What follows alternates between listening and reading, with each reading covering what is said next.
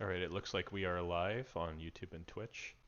I've adjusted my audio settings, so if anybody can confirm in the chat how we're doing with the audio, that would be great. Still fussing with the chat a bit. Let's see.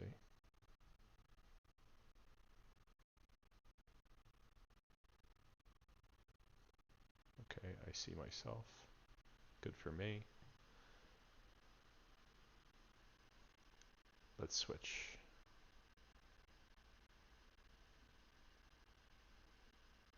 To our tactics warm-up.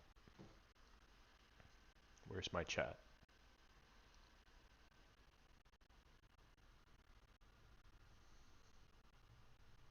Hmm.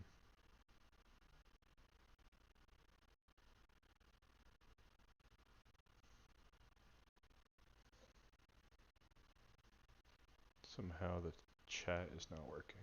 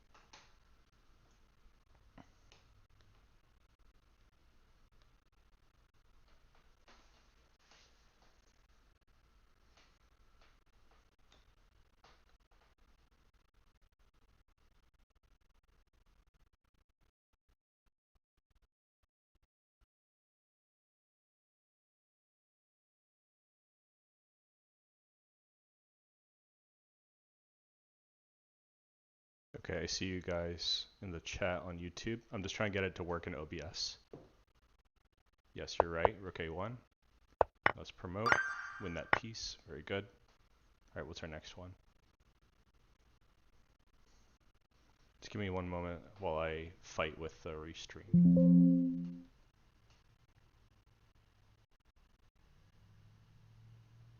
Maybe reloading the window will help. Okay, that was it. Great.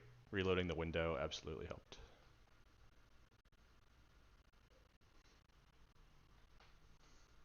Just give me 1 second, you guys. Oh.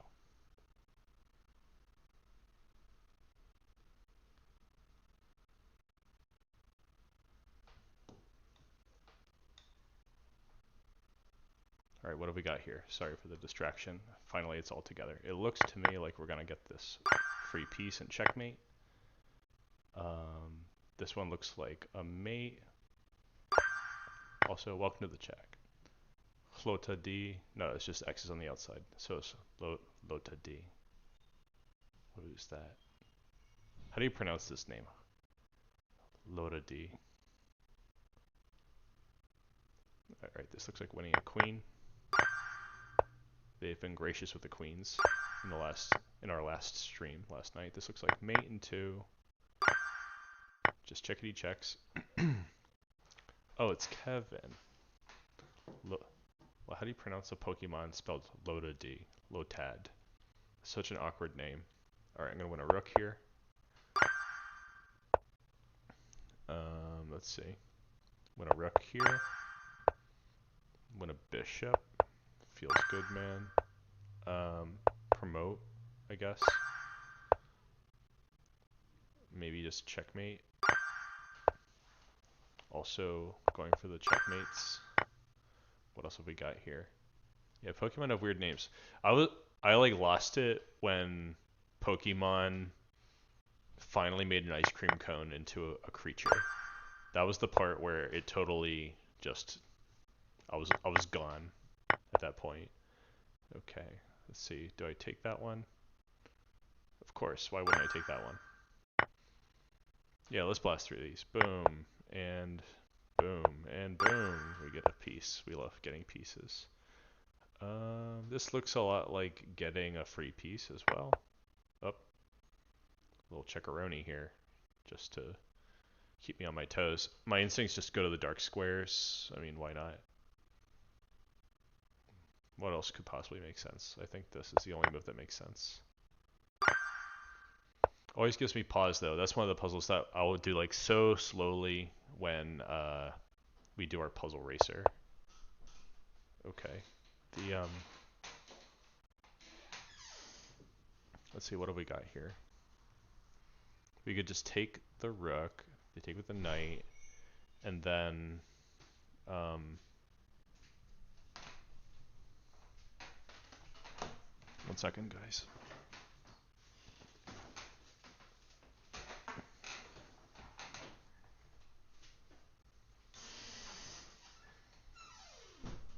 I think it's just taking the knight because they can't take the pawn anyway because it would be back rank mate, and maybe we just do it again. That's funny. All right, DH Germany, welcome. Cross 2200 in tactics on Lichess for the first time tonight. We are all proud with you.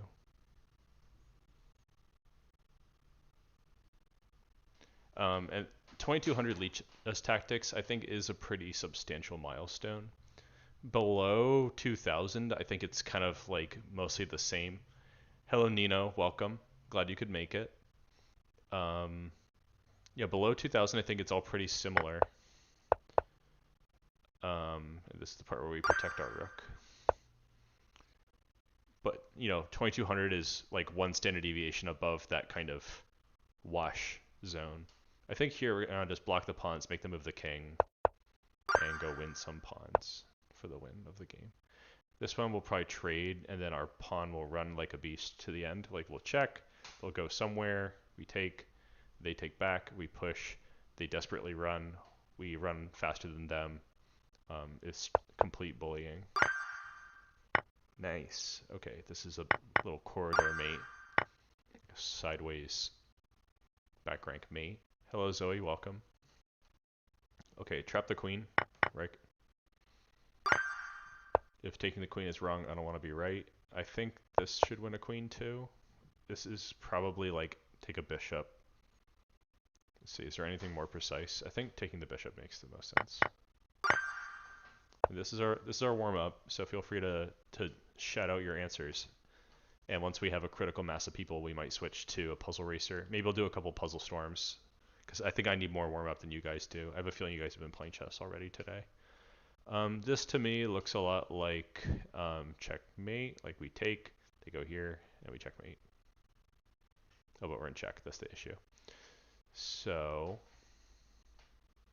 we put the knight in the way with check. That seems straightforward enough. Oh, well, I guess I'll just keep taking things. I think I'll win a knight here. Don't forget to trade off your bishop so it doesn't get taken. Okay, they got my thing. Do I care? Do I dare to eat a peach? I'll take their queen. That looks good. Maybe just fork something. Yeah, let's go. Alex, welcome to the chat. Longtime supporter, Alex. Let's win a piece. You know, winning a piece never hurt anybody. This comes to mind first, queen b4, but I think we should take this first so that they have a piece that's hanging. So that's the logic there. This one, I think, might be a very fancy chess move where we just fork. The knight has to go away, and then we run to the end of the board. Run! And our king's so far away, there's no special sauce for them. This looks like mate in 2. 1, 2. What we got in this one? This looks like we're gonna trap someone's queen. Do we start like this? That seems right. Beep. Just give it up. Okay, warm up is in progress.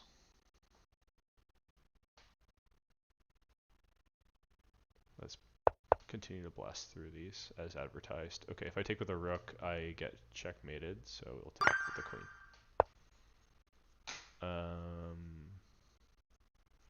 I see a check, and then a check, and then a check, and that is pretty much it, because they will go back, and we will go here, and that is mate. See, this is the arrow mess that I've heard so much about. I think real life chess would be really funny if we had to just lay out little arrows on the board to explain ourselves the entire time, like little cutouts. That would be a riot. I think we're gonna win a queen. Maybe we just bully them. Okay, now if I go here and they throw this check.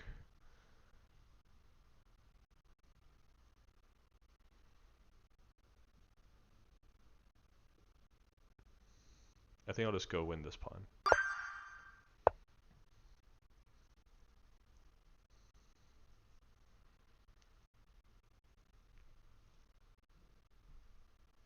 Okay, so we've got our winning a queen. Hard to argue with winning a queen.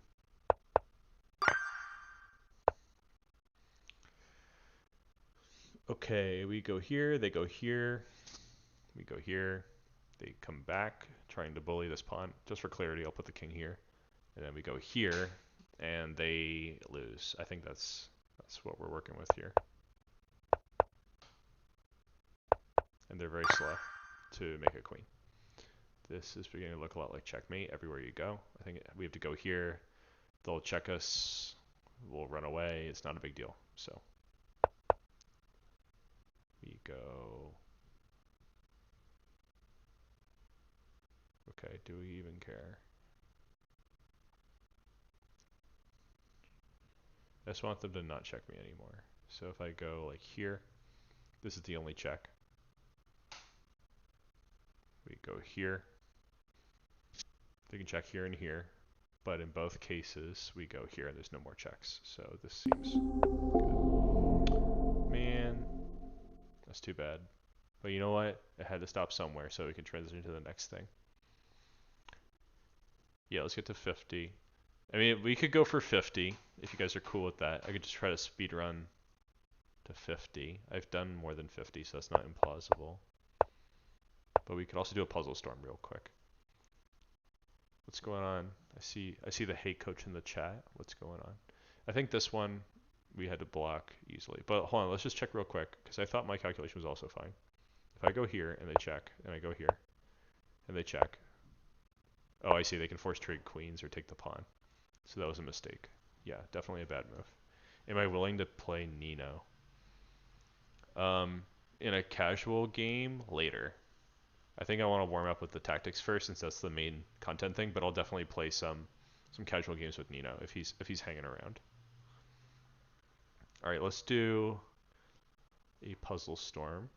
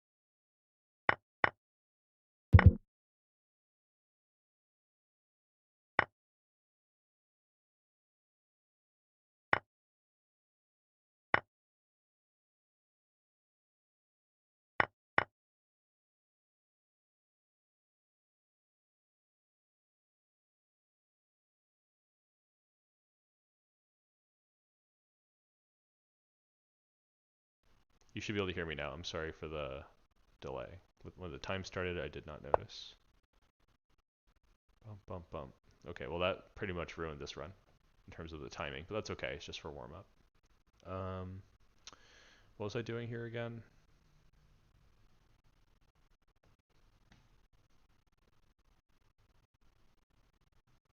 Sorry for the delay, everyone. Yeah, totally lost my train of thought. What was I even thinking? If you guys see the move, just call it out in the chat. I don't know what it was. I was thinking about this, but it doesn't make any sense. You know, let's come back. And yes, this is the way. There we go.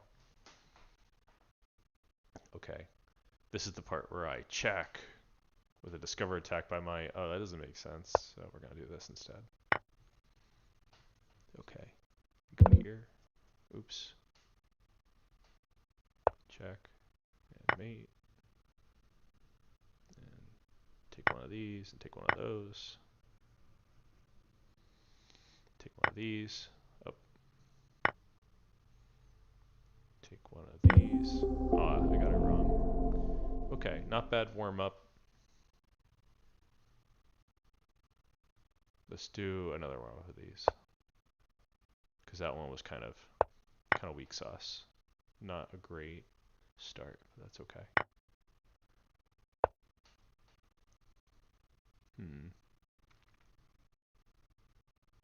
I'm still winning if they sack a piece, so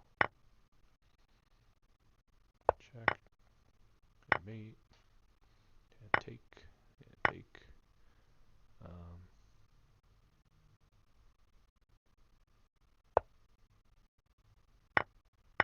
I don't have time to wonder why they did that.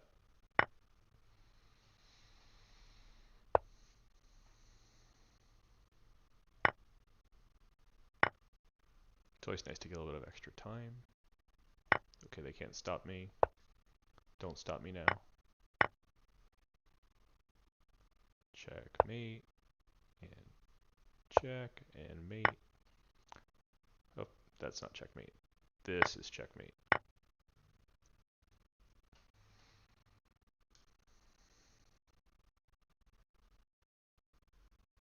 Wait. Okay, so I'm trying to see something.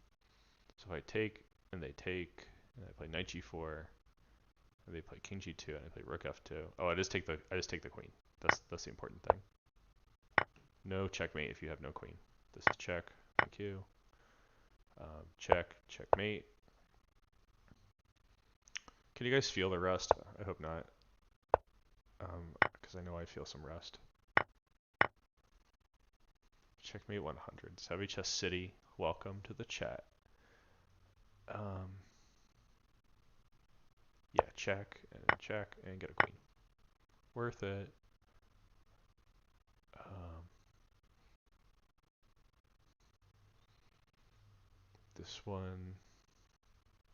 This one goes out to the e3. King here. I'll just take a rook. See, these are the kinds of things that should not take so long. It is totally reasonable to not get that wrong. Do it quickly. I think I win a piece like this. Feels good. Okay, check. Okay, we don't let this guy get a queen. That's not how we roll. Little Arabian mate or whatever that's called. I'm in check. I might just move my king. Like, what could possibly go wrong? I win a piece. Mysterious indeed. Chess is full of mystery.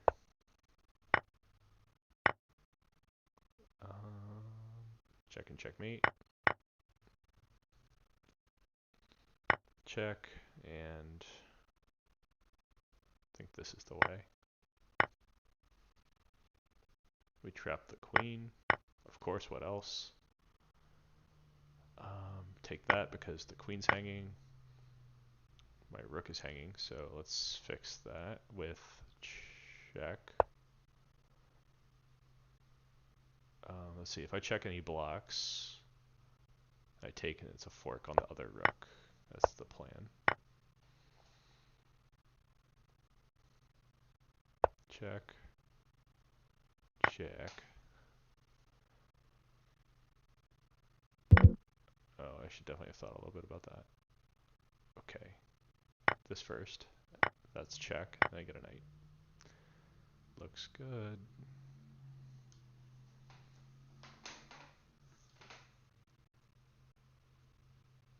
Okay, this is check, so I win a knight. That's good. I'll take that, and that works for me. All out of time. Pity. But the accuracy is not bad. 98.9. I can live with that. Since we have a bunch of people here, maybe we should do a puzzle racer, but I did get a request to go for a big score. So why don't we try that first? We'll do a new streak. I'll try to get a high score, and then we can all do this thing.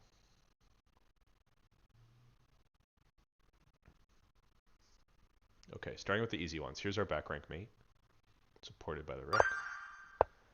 The link. This one we will certainly win a rook. This one we should win at least one piece with queen f5. And when they play g6, the knight's not protected. Pretty tricky for the second puzzle, or third puzzle. Checkmate in 2. 1, 2. Checkmate in 1.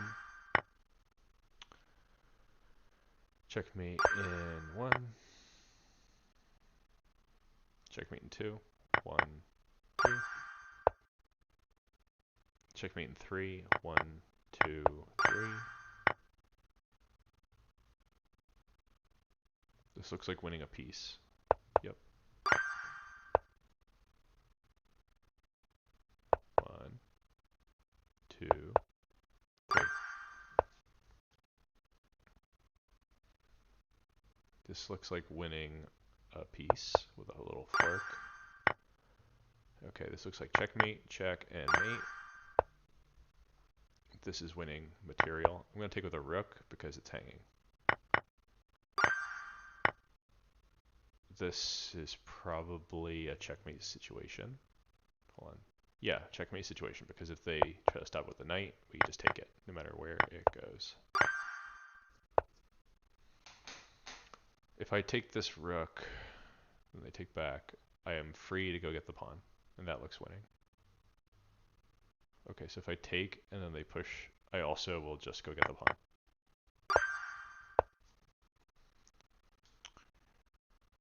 I have a check and checkmate coming. That's that. Alright, I'm in check. So I might just run until I'm protected by the rook, and then there's no more checks. Beep, beep. And they can't ever check me because the other rook would hang. Okay, and now no more king moves, thank you. Checkmate in 1. This is going to be like, I'm going to take this, he's going to take back, and based on the threat of this pawn advancing, I'm going to run this pawn instead. So that's why we're going to take back. I can't take with this one because that pawn will run all the way, so I'm going to take with this pawn instead. Yep, that works, and that's me in 1. Oh, sorry, not 1, 2.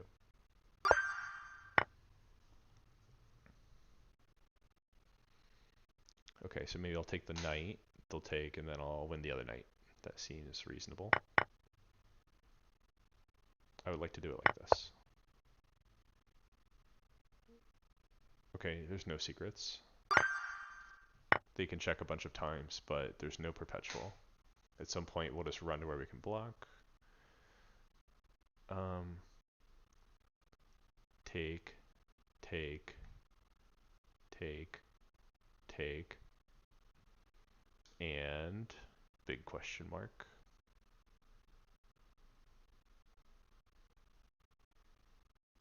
I think we're just going to take, and then when they take, we'll just take this one, so we can rescue our rook.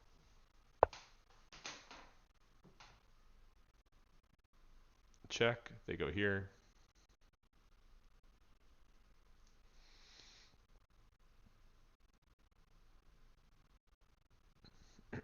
That's not fully satisfying. Feel free to shout out the answer in the chat if you see it.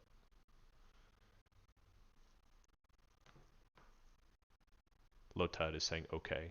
This is the one puzzle where I didn't start by saying okay. And so he did it for me. Thank you. Just can't let an old habit quit. So if we go here and then go here, we could check, they go here. But then what is coming after that? Where's the secret sauce? Yeah, Queen H7 seems kind of right, but then like after King E7, what are we doing? It's a position, but we want a winning position.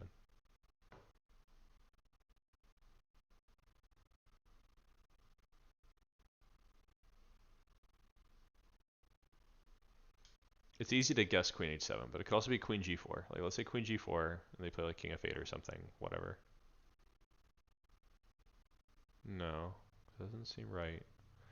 Also, Rook E1 is coming, so we're kind of required to do something pretty forceful.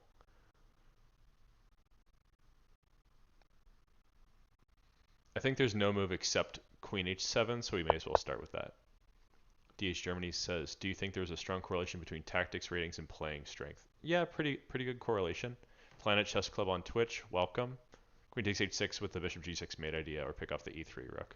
Yeah, I think queen takes h6 is right.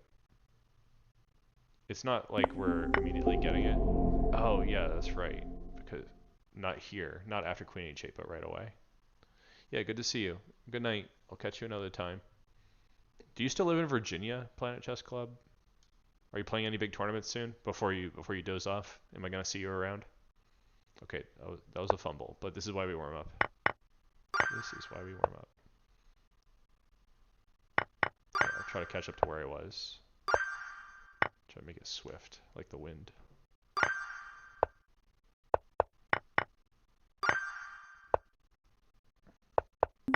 No! We're not even gonna talk about that. Hoping to go to DC for World Open. Okay, hit me up on Discord. Let's talk. Oh, check first. Sometimes I think about the moves and get them out of order. That's what haste does. Haste makes waste.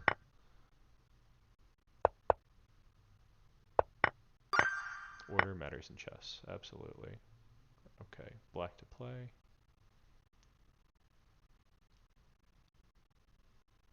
Win the queen. Good night. Check and check and mate. There's more than one mate there. Choose your favorite one.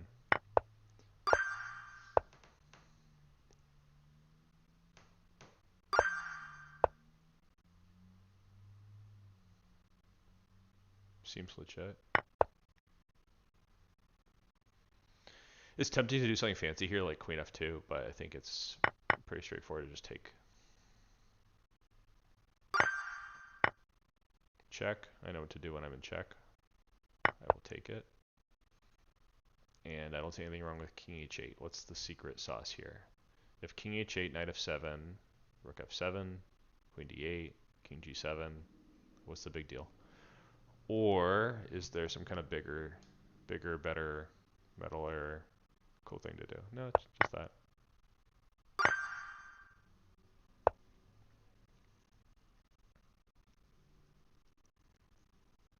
Why wouldn't have queen f2 worked? Good question. Can I go back on this? Oh, it's opening a new window. Is that going to work out okay? Okay, so they checked us, we went here, and we take this, but you were saying why not queen f2? I think you mean knight, maybe knight f7? Is that what you meant? Like, why not here? And I thought it didn't work because after king g7 they can check, but it's just like a spite check. I didn't think this was really working out. For example, I could just take this. Wait. Maybe not with that one.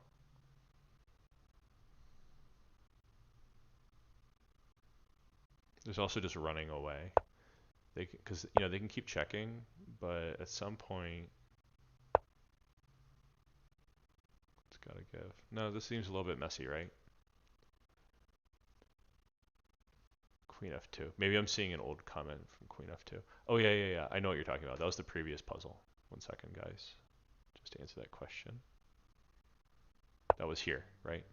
So Queen B2 was the move, and the reason it's this and not this is because it's too fancy. Like they can take, and yeah, we get this discovered check, but after they move their king and we take their rook, they're gonna take our rook, and then we're left with rook and bishop against queen, which is not so bueno. No bueno. So that's why. Okay, we're back to life. We're back to reality. Here we are. Rook F1 looks good because when they take it, we just checkmate them.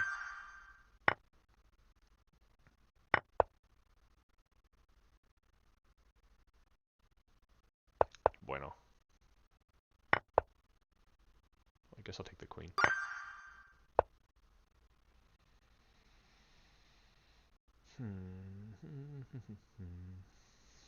Bishop F4 looks good. Is there any downside? It's like Bishop F4, Queen A5, Rook G2, something like that.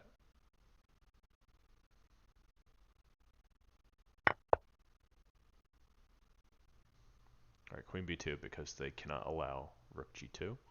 And maybe just take the rook. Sometimes these puzzles look so simple when they're really not. They're like, oh yeah, of course, we're just going to win a rook, but there's all this counterplay that you have to kind of suss out. Right, so rook d1, they take, we take, they take with the queen, and that's not good. So we don't have any special checks. If we do this and they take, we're going to take with the rook. I'm sorry, with the queen.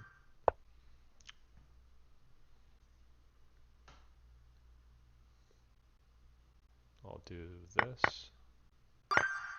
Checkmate attack is happening there.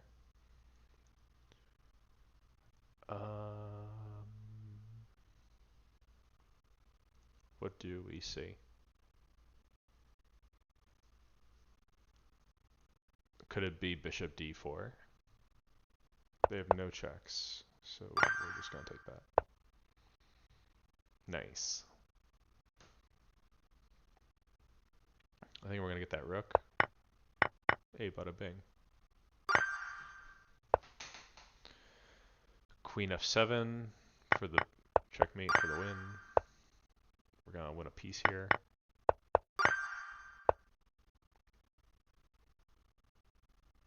They are trying to checkmate me. That's very rude. I think what I would do in this situation, if it was me, is take the knight maybe. If we take the knight, or what if we just play bishop f2? What's the material balance? Are we down our rook? 3, 3. Alright, we're down an exchange. I think we just have to take the knight. And then knight d4 wins probably a rook.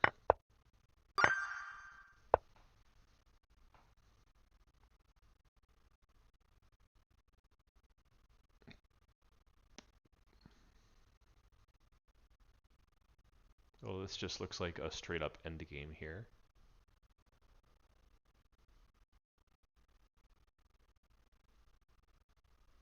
So if we play a move like king c4, they can't play king f4 because they'll lose their bishop, and probably they can't win the game after that. By the way, guys, is my microphone okay? I did something to try to fix it, but I've never done it before, so I don't know if it really worked. Is it coming in okay? And if it's not loud enough for you, I might be able to adjust it live until it's like making everyone happy.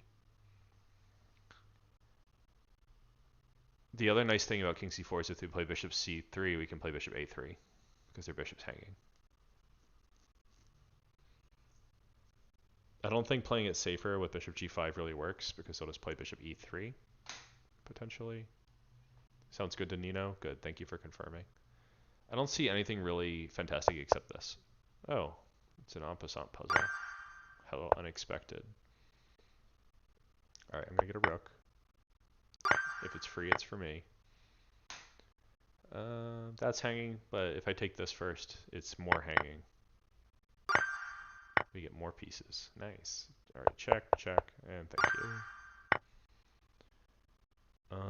This one, if I just play some lackadaisical move, I should lose the game. So it feels a lot like we should play this move. Yes, that's a breakthrough. 1, 2, 3, 4. Oh no, I had to come back here.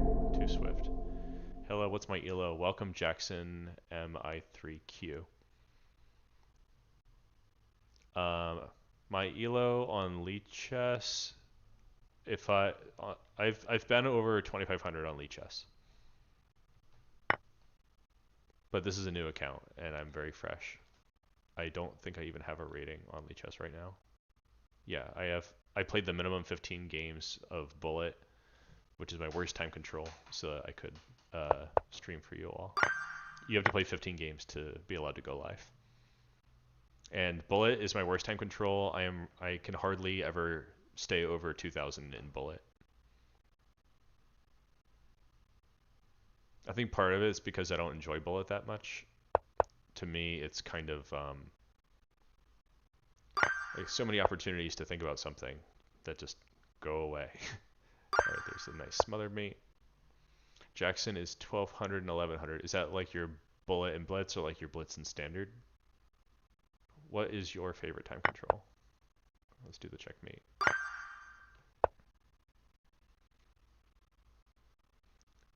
I don't know if my attention span is enough to go for a record here, guys. I'm going to be honest with you. I'm going to get distracted at some point. But it's okay. This probably makes it a little fun.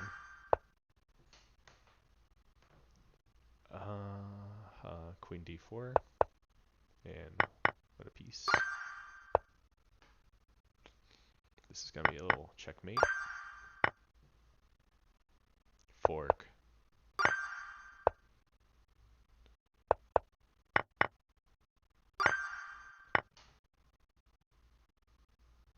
Take this with check, and take that with check, and take this. Okay, if I just push this pawn, can they even stop me? They go here, I go here. I win a piece. Is that good enough? Yeah, I should be winning that pawn endgame. Let's do that. Up. Not so fast. See, that's the kind of swift moving that gets us in trouble, guys. Bullet and Blitz are Jackson's favorite. Also, do you guys prefer in real life or over the board? I feel like this is a subject of debate. I, for one, like playing over the board, but I enjoy the accessibility of online play. What do you guys think?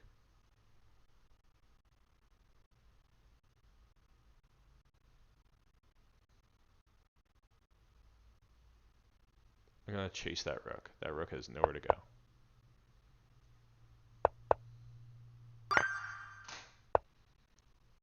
$2,000 rapid, 1,800 bullet and blitz for Nino. DH Germany, rapid peak at 1658. Not that he's counting, that's very specific.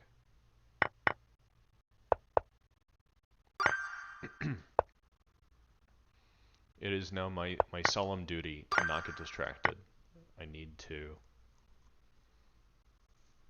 play the good move. Alright, so I think I need to win a race here. That's why I have to take with a pawn and not a rook.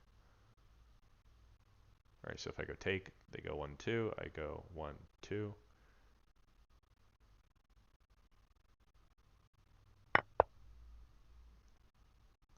More importantly, just don't let them promote.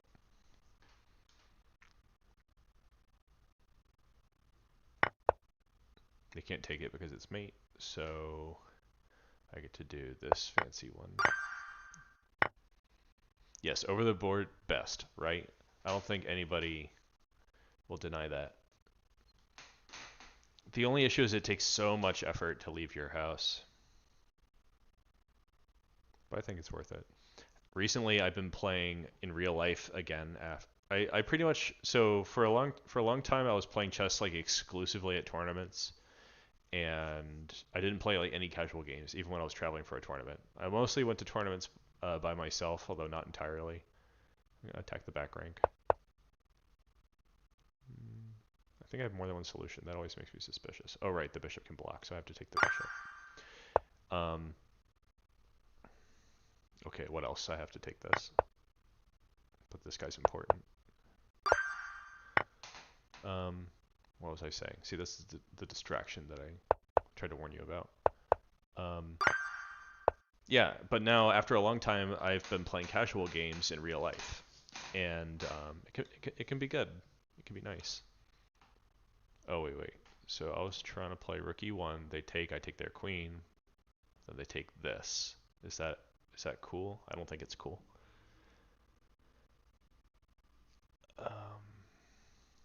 Check. They take. Oh no. I trade rooks first. They do. I trade the rooks.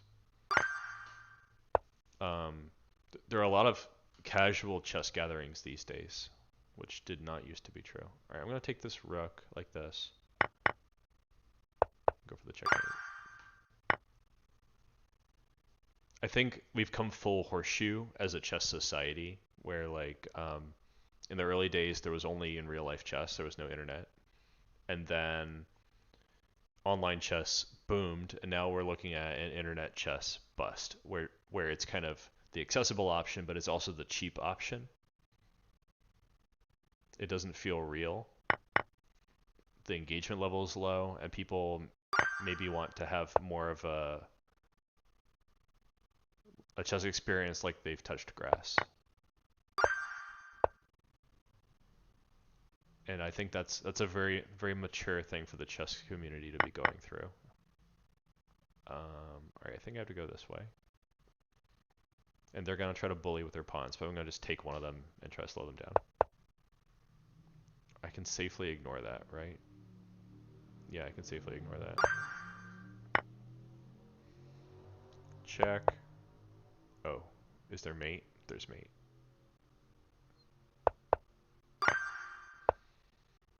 Not gonna get me. No. Okay, so we fork so they don't take the pawn. There's no checkeronis.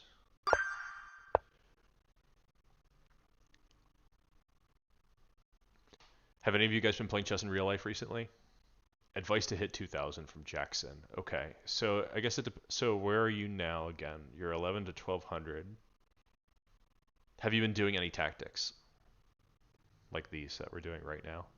If you're not, we can actually do tactics together on stream shortly. And I'll show you how. But first, have you even been doing tactics? That's probably the most critical thing, especially at your current stage of chess development. Tactics good. This is the key. So if I hit him with the knight, the queen's almost trapped, but I can go here. But then we trap it with rook a8. DH Germany does not like online chess cheaters and smurfs. Unfortunately, this is a big issue and an existential threat to online chess. That's not that hot of a take. I think it would take a lot as a culture to be just whatever about cheating. Cheating is definitely annoying. But I think cheating is not as prevalent as you might think. And that our resilience as a chess playing culture is greater than the threat that cheating poses to us. There's been talk of like, oh, what if chess dies out because of cheating? Understood. Certainly is an existential threat. But I don't think it will. I think we just have to, as a society, make it like cheating doesn't matter. And the formats that we play and the way that we value chess skill and things like that makes it so that cheating matters. We'd have to rework things, though, as a society to make that irrelevant.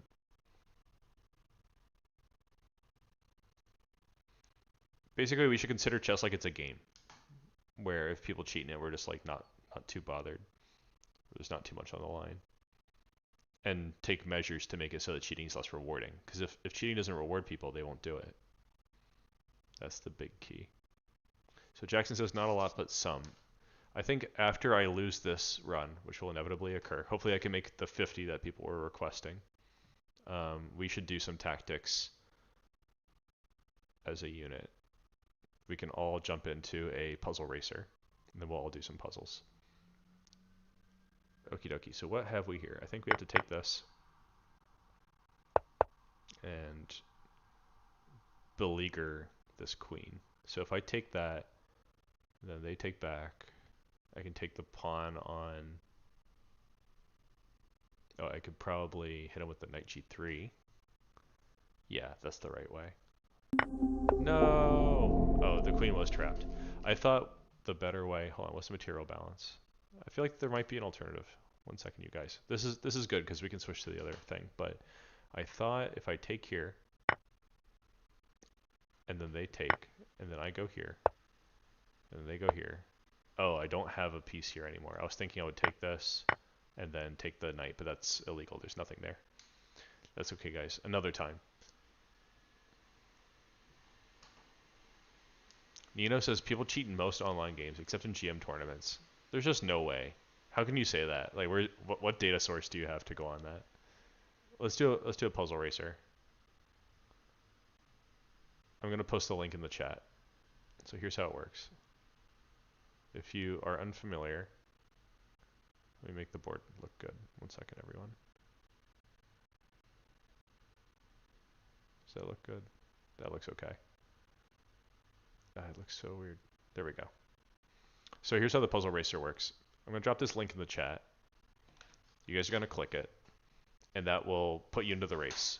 And we are going to get the same batch of puzzles, and whoever gets the most right in the time limit wins the race. This is an example of something where, like, if someone was cheating, like, who would even care? It's like we're just chilling here, we're just racing. There's nothing at stake. If you blow people away with some crazy score, it's going to be obvious, and if you don't, we all just have fun. All right, waiting for you guys to join the race. We've got Santosh, we've got Inti. Who else is jumping in here? Nino? You get in this race. Jackson? I think you don't even need Unbroken Wombat. That sounds like a familiar face. That must be DH Germany. Yeah, you don't even need an account on Lichess. You just have, I think you just have to click the link, and it'll put like a filler name for you if you are not logged in. Oh, Nino's in a game, so we'll start without him. 10. Let's roll. 9. We'll do another one right after this. 7. 6. 5. 4. 3. 2. 1. 0. We will play white in every puzzle.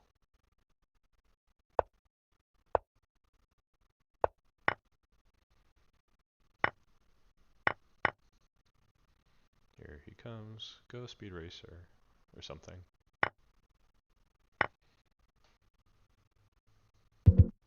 Uh-oh. That was pretty bad.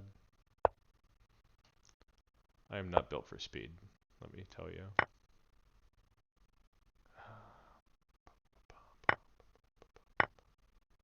I like to check things too much.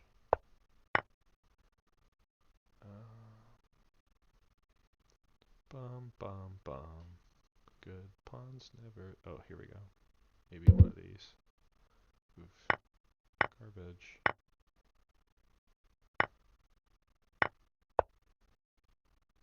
Oof. So bad.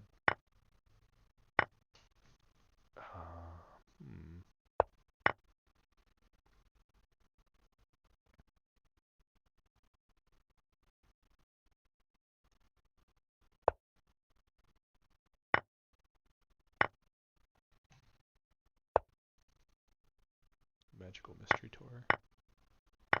10 seconds. No. No. Okay, 45. Wow, this is a hard set for everybody. Santosh got 20, Inti got 34, Unbroken Wombat got 18. Well, let's do a rematch. It will be the same link. No, different link. So close. Alright, here's a new link for the rematch. Jump into line. And maybe Nino can join this time. Unless he's playing like a 30-minute game and he's just on his own journey, which is also cool. You know, we would love to have Nino in the thing.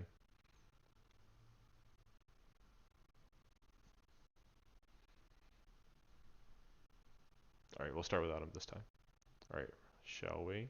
10, Let's go. 9, 8, 7, 6, I don't know how 5, you can say that 4, cheating happens in 3, most events except GM 2, tournaments, though. 1, I've 0. definitely seen my fair share of cheating, and it's definitely upsetting, especially when you like put in a lot of work and spend a lot of money. But I still don't think it's that prevalent, all things being said. Okay, what have we got here?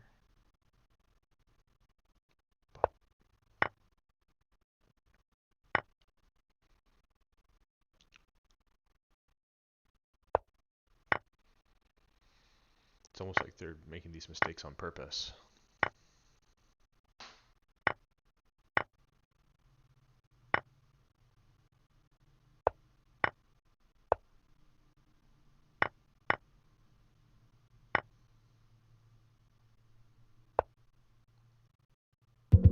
Oh no, there must have been something way better. Not my precious bonus points.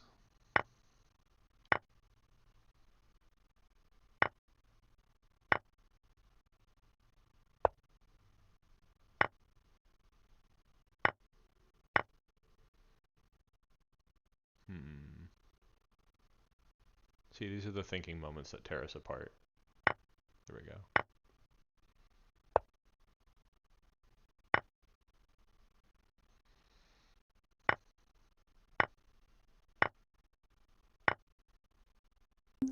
Ugh.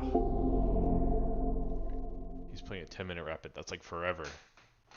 Okay, so what have we got here? I got 48. Santosh got 11. Inti Crush got 24. Unbroken Wombat 22. Even harder than the last one, it looks like. Alrighty. I'm going to create your rematch link. Drop it in the chat. And anybody who's just joining now in the stream, feel free to click that link and join.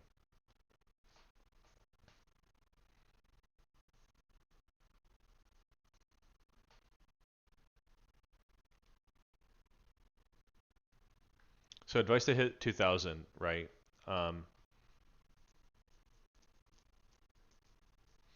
Oh, I see, Nino. You don't have to do it that fast, Santos.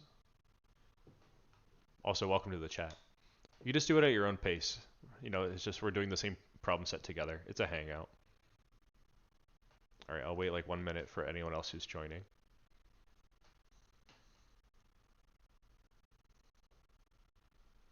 It's a chill vibe. Don't worry about how many you do.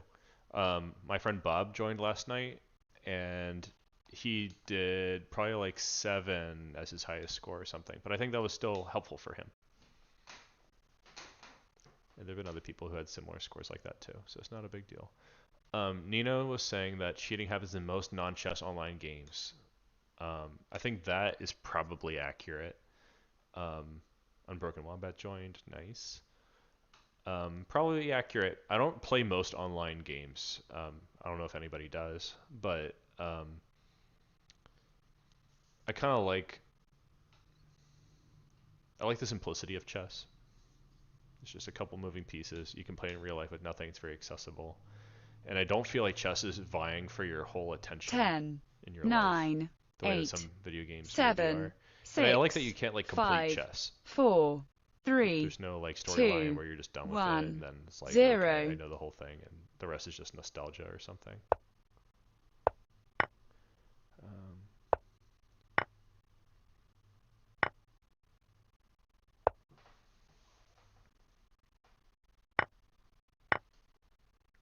Nothing wrong with a good old-fashioned nostalgia though.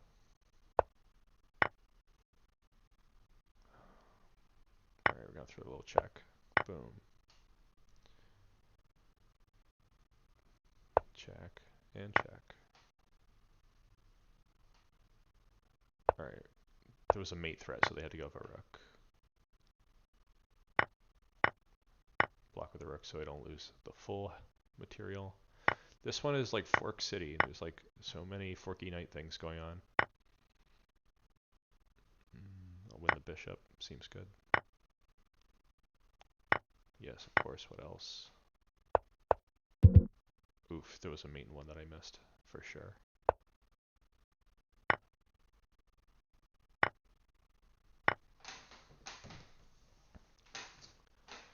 All right, let's say I throw in a little b4. What's gonna happen? Probably nothing good, so we'll do this.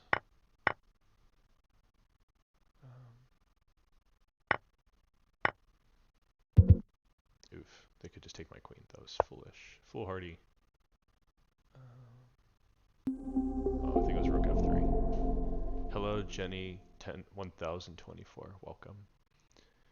And as for the advice about moving from like 11 to 1200 to 2000, so tactics is the first thing. I think doing a ton of tactics is great.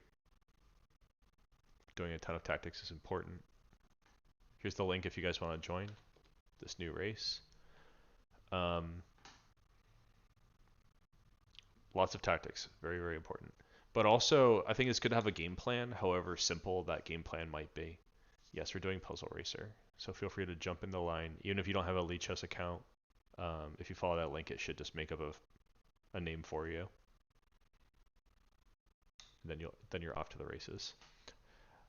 So when you're around like 11 to 1200, there's some appropriate opening knowledge that you should have, but it's mostly around like chess basics, like how do we develop our pieces, how do we castle quickly and effectively, how do we control the center, that kind of stuff. And I have a lot of instructive or instructional videos on my YouTube channel about that. So if you search those topics or hit me up in the Discord, in fact, I'll share the Discord link with you right now if you want to join. I can always share those links to you. Taco Bell is Life 07. Welcome on Twitch. What's my FIDE rating? My FIDE rating, I'm not even sure because recently FIDE did an adjustment. It's not very high, like 1900 or something.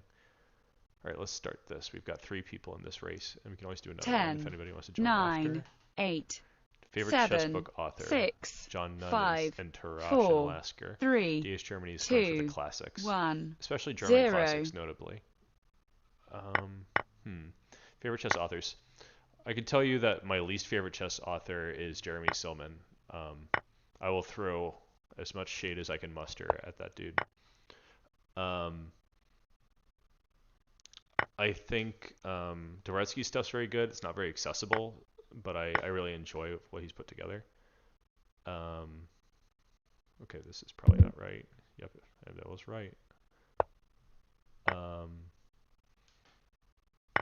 Who else do I like? I like Ogard's books. Those are very cool. That looks good.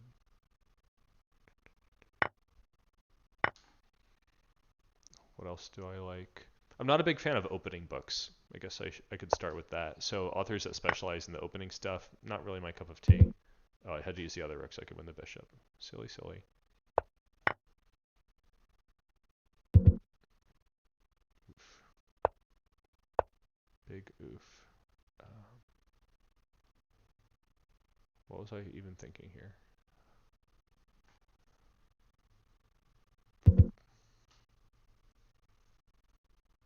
What other chess authors do I like? Oof.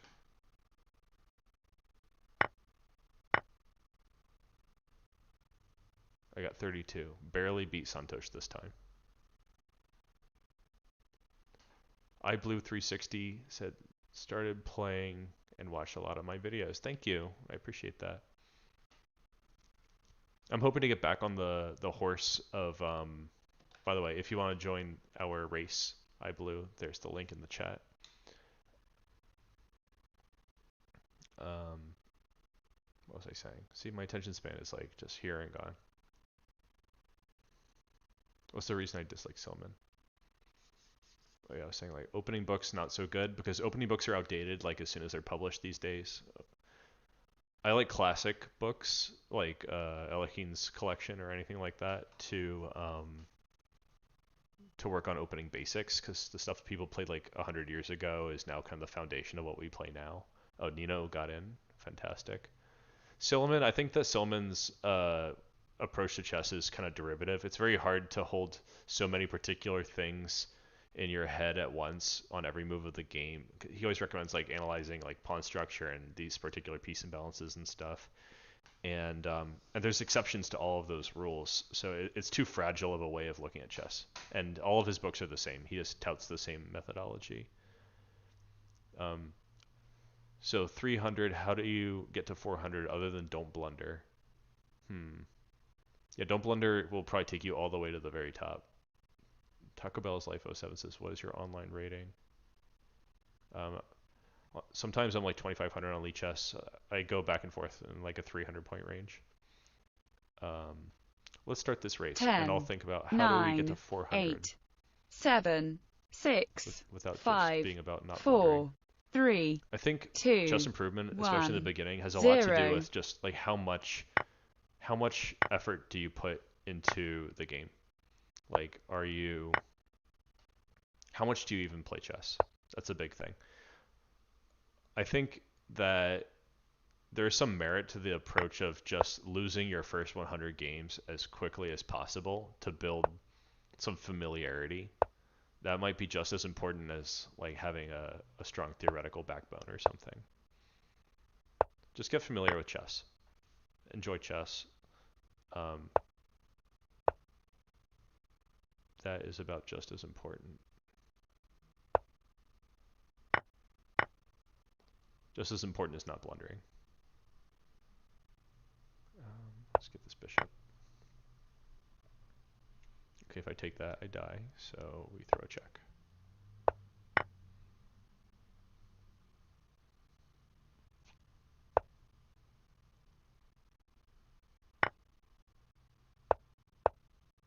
These are very, very tricky little puzzles.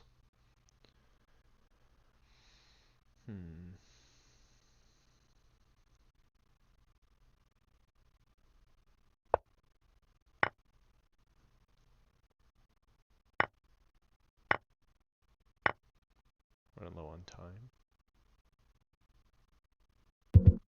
Oof, that did not help my situation. 44. Okay, Santos 22, Unbroken Wombat 18, Nino the Great 13. 366 games in 90 days. What time control are you playing, iBlue? That is also a big factor. If you're just playing Bullet, it's going to be really hard for you to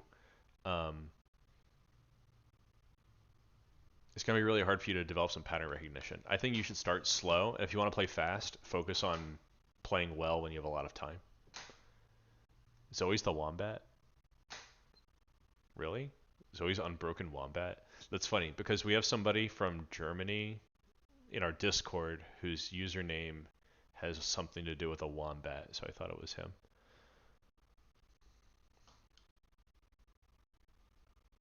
Zoe is a performant wombat. She has had some good records here so far. All right, so let's start the race. Performant wombat. 10, 9, 8, 7, 6, 5, iBlue 360 is 4, playing 10 3, plus 0, I guess. 2, and 1, iBlue, what's 0. the main way that you lose the game? All right, we're not gonna let that pawn get away with any shenanigans. Wow, already got the first one wrong. Fantastic.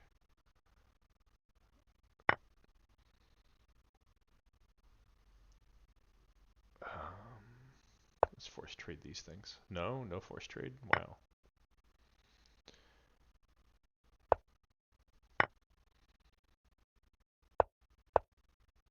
They're really trying to turn tricks on me here.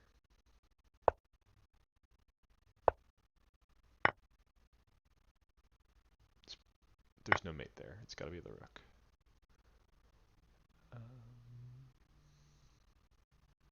One.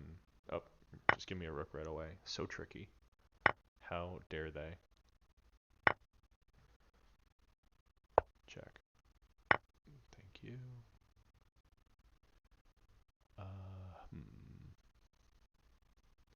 Take. That's not winning. So instead, all right, this is the part where instead I do something really great. What's the great thing that I'm supposed to do here? I don't know. How am I supposed to win this? There we go. Get a queen. time is so low. 31. That was a rough one. Nino didn't start. Come on, Nino.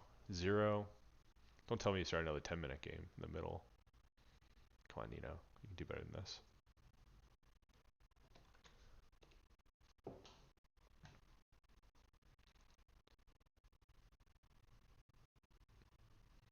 Alright, so iBlue said, would I be willing to play a game if you donated? Or am I locked in on puzzles? I'll play you even if you don't donate. Send me a casual challenge and we can play a game. But after we do a little bit of the puzzles. 10, 9, 8, 7, 6, 5, 4, 3, 2, 1, 0. Okay, let's throw some checkmates down here real quick. But yeah, send me that casual challenge. I will accept it once we're ready. When we've done enough of the puzzles.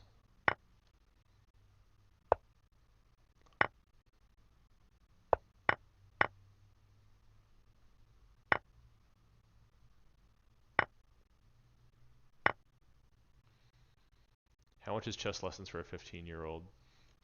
We can always talk about that offline if you'd like. I have to tell you, my rate is pretty steep. I like to help people that are stuck. So if you feel like you're still improving on your own,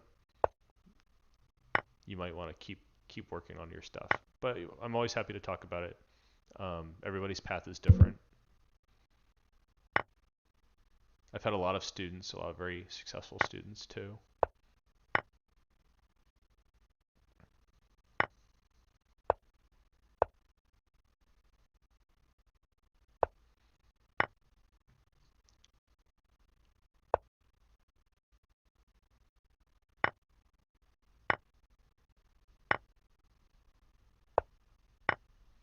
So many tricky moments here in these puzzles. But I feel like I'm unrusting a bit. 46 and Santosh 20, tied with Unbroken Wombat 20. Unbroken Wombat only won on name length tie breaks with their name slightly longer than Santosh. Nino the Great 22, Indie Crush 29. Yeah, Jackson, it's not a my bad thing. Here, let me give you the Discord button, and we can talk.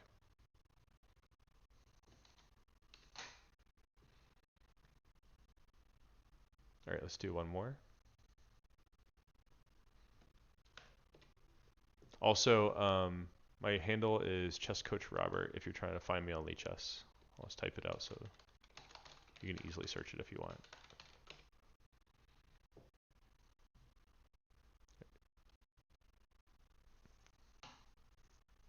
Yeah, I've taught a lot of people who are like 15, all ages really. The youngest student I ever had was 3.5, which was like kind of crazy. 10, I usually 9, didn't encourage 8, people to start until they were at least 7, 5. 6, But that kid 5, was doing 4, pretty 3, great. 2, 1, 0. It's wild to see such small kids learning because a lot of the time they don't even know how to like read or count yet when they're doing that well.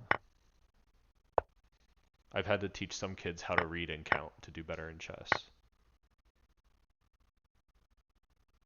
which was so humorous to me. Do I have any videos on preventing middle game blunders? I definitely have a lot of middle game videos. I can share the links to you on the Discord. If you don't have Discord, I could try to point them to you by name at least. If you search on, so my channel, I've kind of organized according to themes. So there are playlists that are named based on what kind of content they have.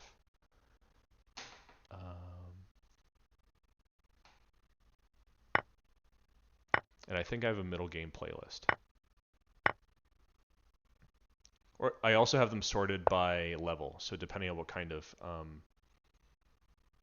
player you might be looking for a different kind of puzzle.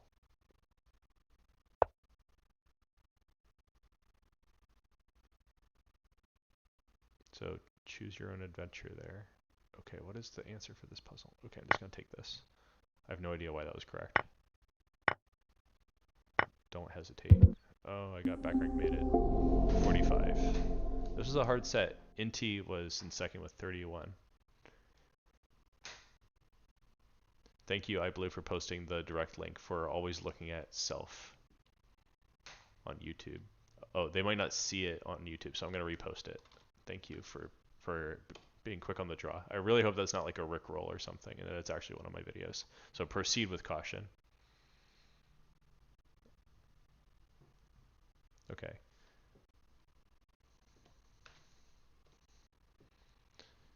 I had an IT person try to Rickroll me the other day, and oh, Pacha Crush Joint, nice. So the IT guy tried to Rickroll me, and the most pathetic thing about it is I immediately knew when I saw the URL that it was a Rickroll. After all these years, no one has tried to Rickroll me in like more than a decade. I'm pretty sure. Maybe a stick roll, maybe a duck roll, but not the original just sending someone the Rick Astley, never gonna give you up YouTube video. Such a classic. All right, Santosh, thank you for joining. See you next time. All right, Pacha, Inti, who else is joining this round? Anybody? Anybody who just joined? iBlue sent a chess.com link. Is there someone with my name on chess.com? I actually don't play on chess.com at all. If you challenge me on Lichess, I will happily accept that.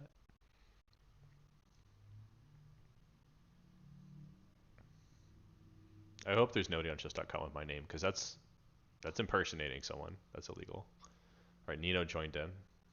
Anyone else? Going once, going twice. There is a chess coach Robert on chess.com. Illegal, 100%. Okay, we're gonna start here. 10, 9, 8, 7, 6, 5, I'm gonna report 4, them. 3, Just kidding. 2, 1, There can only be 0. one. I'll challenge them to a death match. Okay, this is like I have two legal moves. This isn't a puzzle. Come on, guys. Tricky.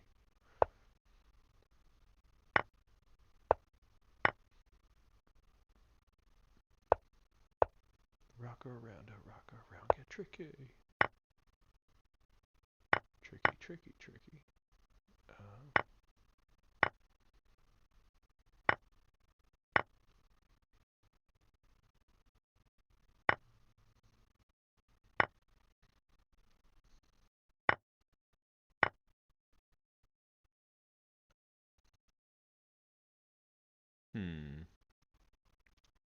What is the answer to this mystery? Knight g3, king h2, knight f1, rook takes. What's going on here? Takes. There's probably something extremely obvious here. I'm gonna just throw this check. Oh yeah, it comes with check. There's the rub. Alright, we make the move. Very nice. Oof. Big oof. Alright, let's stick to let's stick to the rivers and the lakes that I'm used to.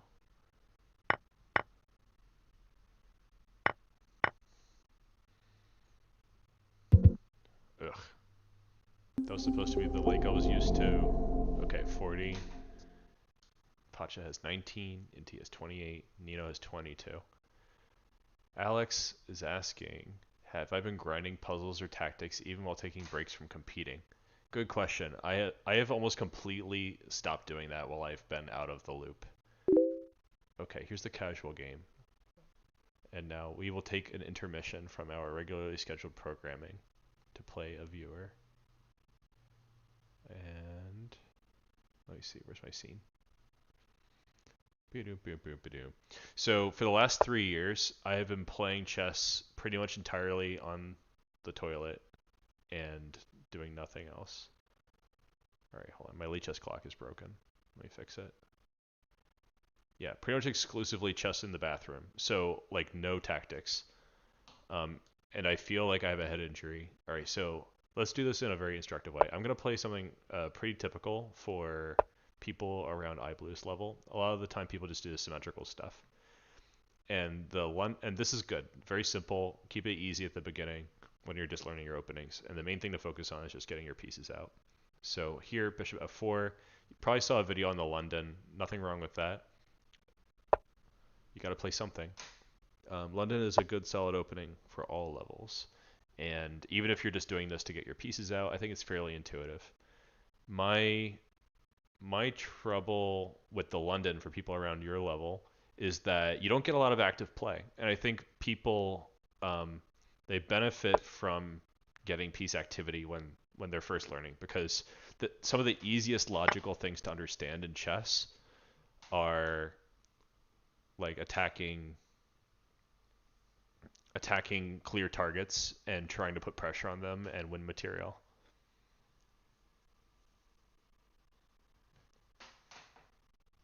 So here's a classic thing that can happen when you are just getting started. So a lot of the time people will go for some short-term material gains, and these kinds of things don't pan out. When you are just starting out in chess, it's usually a good idea to focus on king safety and development ahead of material. Material is important, but it's not that important. I will go for this one.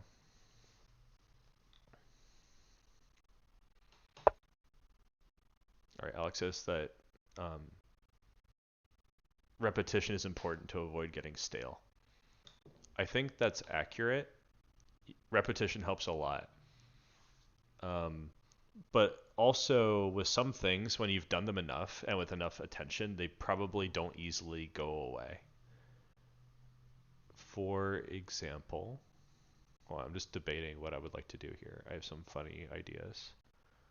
Okay, I'm going to do this. I think this might be fun and interesting. This is a loose piece. This is a tactical moment. What are we going to do? Yeah, a certain level of skill will probably not leave you at some point. Okay, knight c3 was the right move. Developing a piece, protecting. Very good. All right, now I recovered my pawn. Notice how black now has more development. Like if you just count the pieces that are out and the pieces that can easily get out, like if we include this bishop, for example, and compare it to the other side, black has more development than they normally would in this kind of position. Okay, let's see. Just to bring home my point about material, I think there may be better moves in this position, but I'm just going to castle.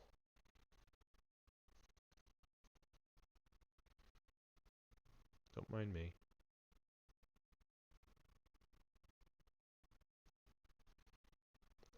I am prioritizing development over basically everything. And the way that I've positioned all my pieces is so that they control the center.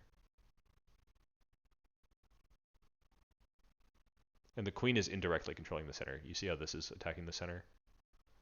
I am trying to put pressure on that piece so that I can reduce your center control. So simple, normal development, something totally appropriate for people who are just starting out in chess.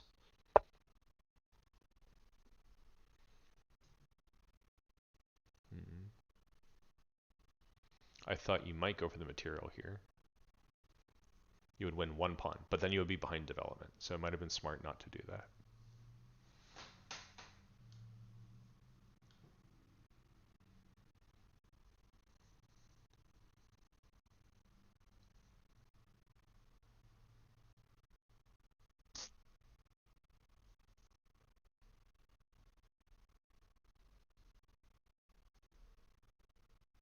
All right, I'm cooking something here. What's it gonna be?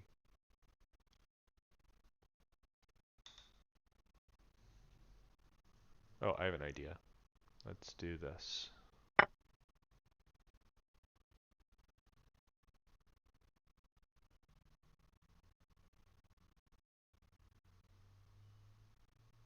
Let's see how we fare.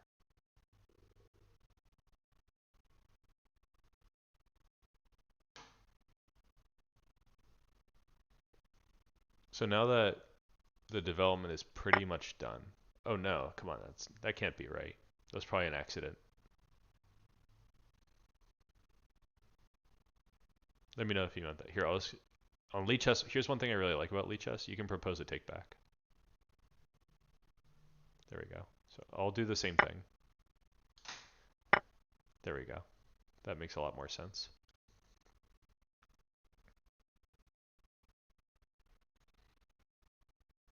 And I don't really want to allow my king to get opened up. I could probably live with it, but there's no reason to. So I think I will go about my merry way. Like, let's see, I'm debating this and this. I kind of like this one.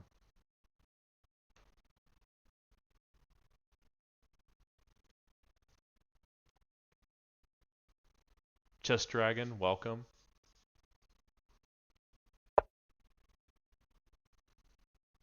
Okay, this is a very tempting move. You're like, okay, it's forcing, I'm attacking the knight, but you'll notice that I don't have to move the knight. I can also take this pawn with check. I think this is probably the most important thing in the game. These kinds of things decide games. This is part of why tactics are so important. You can do everything right.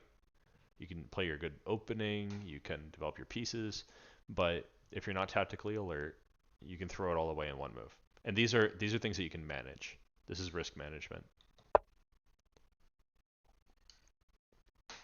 Okay, I think I'm going to go for the clean whole piece. And the way that you can think about tactics is with forcing moves. I think the forcing moves approach to tactics is smart. Hey, your queen's hanging. Don't do that. Here.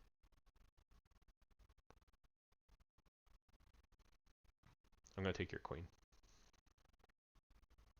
There you go. I'll take the knight. Chess Dragon's a Manchester fan.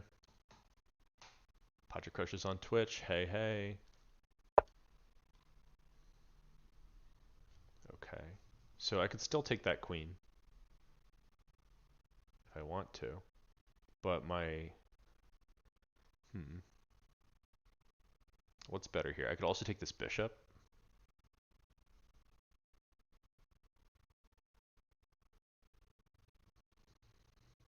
What would I like to do? I think I would like to...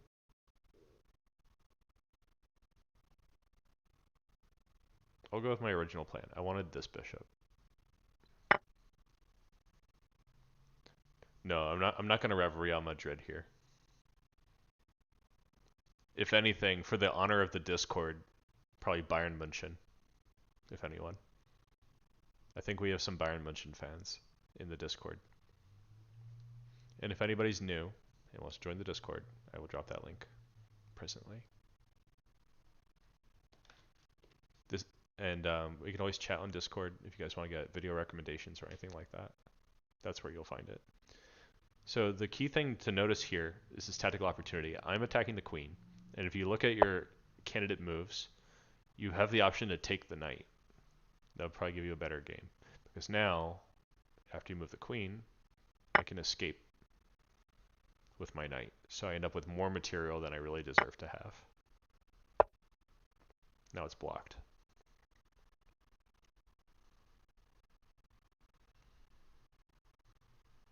Yes, free queen, definitely some kind of chess god gift. Sack the queen if I stack the green. I think I have to sack the queen. Oh, I already did it. There we go. Are you a serious investor if you don't sack your queen?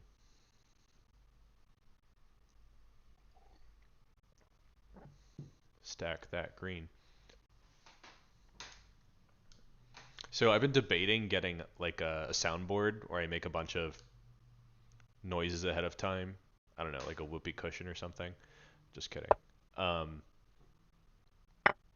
been thinking about getting a soundboard, and I wonder what you guys think about that. Would that be fun or no? Oh, another thing that can like instantly accelerate you if your rating is around like 500 is make sure that you're familiar with the relative values of the pieces. I have a video about this, maybe more than one video featuring that.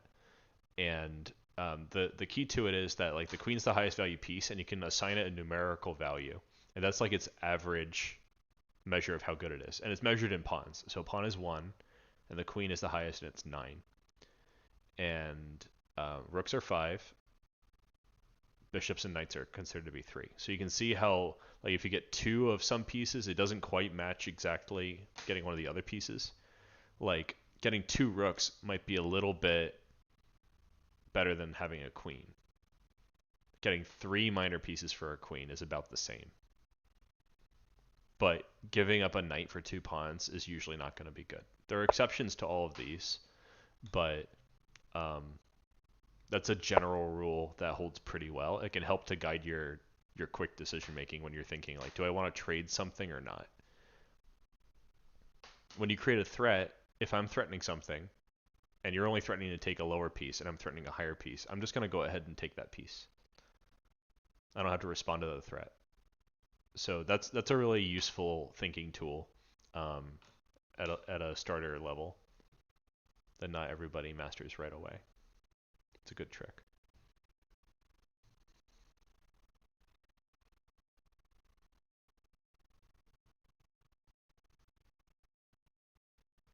Patrick Crush with the popcorn. I hope that's popcorn.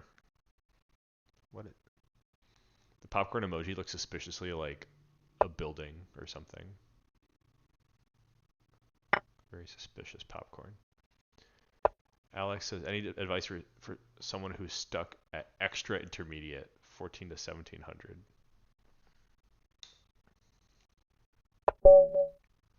Checkmate, good game. So the main thing here, I think, was just trades. Some tactical moments and some trades. Here, I think you really need to be alert to this danger. Also, the fact that I could trade this knight. Even if you didn't do that, like let's say that you played f3. Let me take this to an analysis board. Even if you played f3 and I don't take this pawn, which is like a pretty good move, I could take this one too, and this leaves your bishop with no protector. So you have to be alert to these trades. That's the main thing. Thank you for the game. I'm going to switch back to the puzzle streak for a little bit while I answer Alex's question, because how do you help someone who's stuck at extra intermediate? The 1400 to 1700 range, I think, is the beginning of the range where people need custom advice.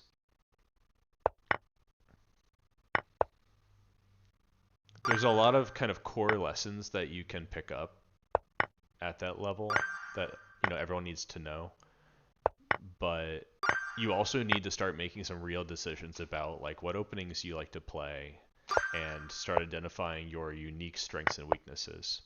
And that's less true for like a 1000 rated player, for example. 1000 rated players, they're generally just like messing up the tactics pretty bad. That's the main thing. Now, I've played a lot of players who are like 1400 to 1700, and most of them are very tactically solid. So if you're not tactically solid, that could be a place to start.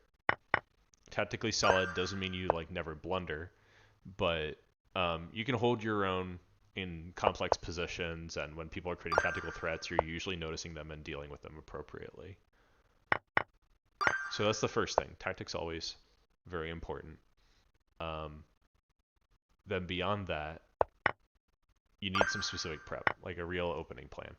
People who are 1700 or 1400, they're usually like watching YouTube videos and learning some opening stuff. Hold on, what's going on here? My rook's hanging. Okay. Other rook's hanging too. Is there some kind of... Oh, let's take it.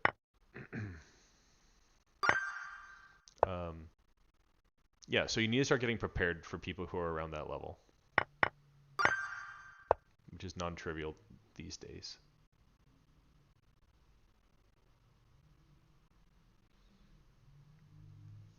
All right, iBlue saying, as an early ELO player, being able to keep my eyes on the larger pieces and making sure I'm alert to them is the hardest. Yeah, one good habit when you're noticing difficulty with your alertness is you can... Hold on, let me answer this before I go ahead. No, this is right. One thing you can do is make sure you look at every piece before you make a move, just as a habit.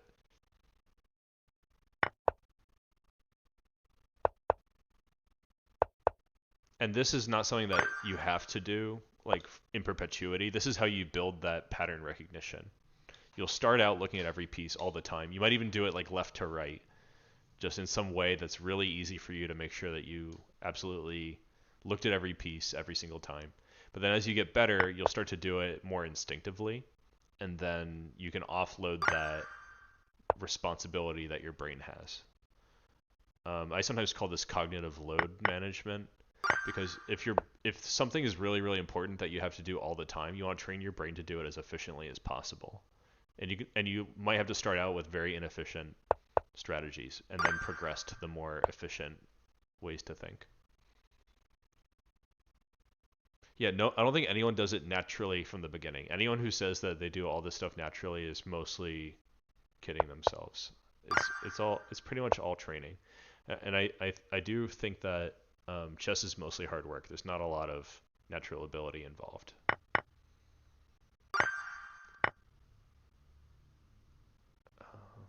Check. We go there. Check. Go here. Check. Check. I think it's gonna be this and this and this. That was a kind of intense one. Yeah, thank you for the game. Appreciate it. 390 is a start. 390 is a start. The biggest thing probably is just to play a lot. Play a lot, pay attention. Do tactics all the time. If you do them every day, that's great, like what Patrick Crush is saying. Even if it's just a couple, it just starts building that kind of discipline and muscle memory. A lot of things start out being really hard. But then once you have diligently cultivated that way of thinking, it gets easier. And one day it gets easier. It doesn't get easier like slowly, little by little, and you're like feeling rewarded. Mostly it's gonna be frustrating and difficult the whole way. And then one day you're like, oh, my brain figured it out, and now I'm doing well. It really is that strange.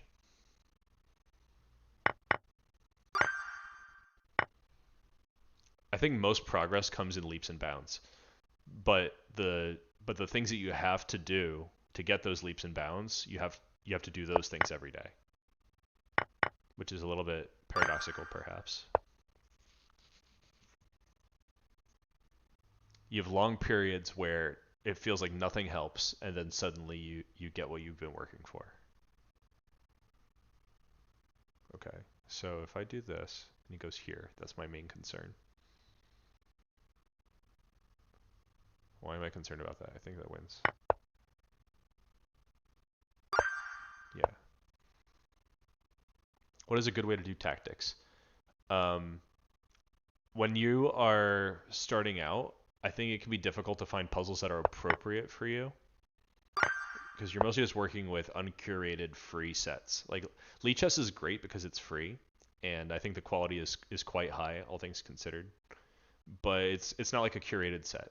So sometimes a coach will help with that because they can pick a set that is exactly what you need, as opposed to you just having to like randomly find your way through Tactics City uh, to establish what that is. But also there is a way to navigate just free puzzles and online content to eventually find your way.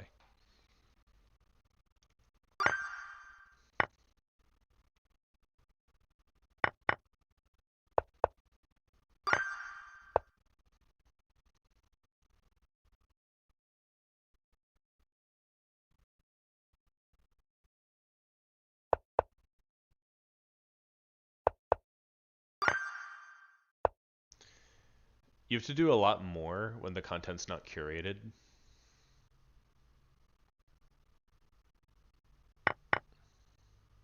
And I think that can be kind of punishing. Okay, the answer is this. No, it was that all I had to create the threat. That was the important thing. Tricky, tricky. Yeah, tactics work. Yeah, maybe you need to balance your tactics with your games a little bit more. By the way, the reason that this didn't work out is if you go here, then they can just go here. It doesn't create a threat. This still wins, I think, because now you can create the threat, but it's a move slower, and that's not right. Let me just fact check myself. Does this still win? Oh, they create the threat first. That's right. Whoever creates the threat first wins. This is called a trebuchet position. So I had to create the threat to make them go here and then force them away. Little panic decision. Silly me. But it's okay. This is tactics and chill. We are just hanging out. It's a smother mate. The queen doesn't even need to be involved.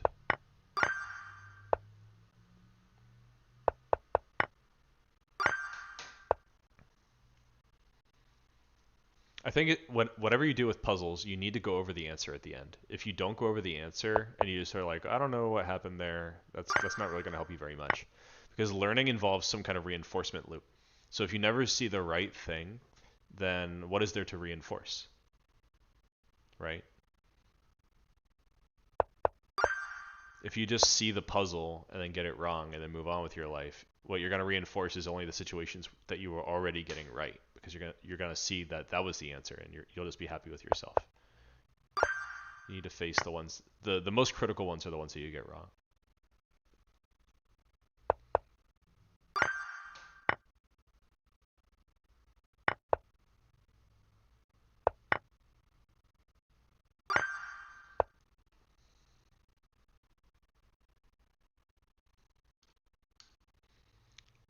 Loted says, I had to do a lot of puzzles to get the first, bound to get to 1550, and I got initiative. Once you get the initiative, you'll want to play. Yeah, that's true. And after you've done a lot, you can start building some confidence. It'll also kind of bolster your positive feeling as you train. Keeping the vibes good is very important. All right, I want that rook. They're gonna throw a check.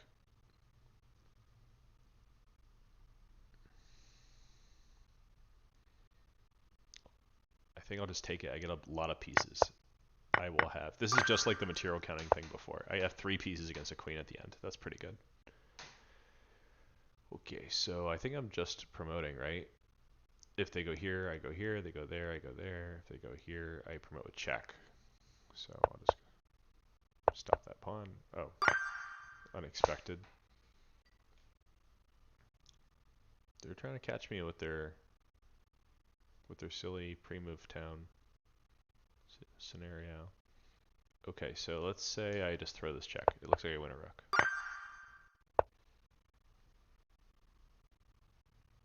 Also, don't be fooled. Chess is a lot of work for a game, but it also means that there's a lot of room to benefit from chess. I also think a lot of chess skills are transferable. Okay, am I just gonna fork? No, there's no fork anymore. I am tripping.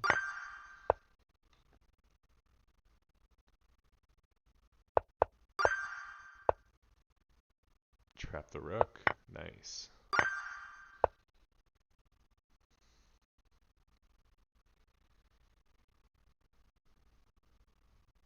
I think I'll hit the rook and then win the bishop.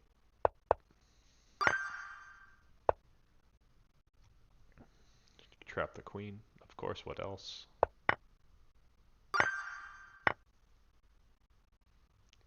Checkmate, question mark.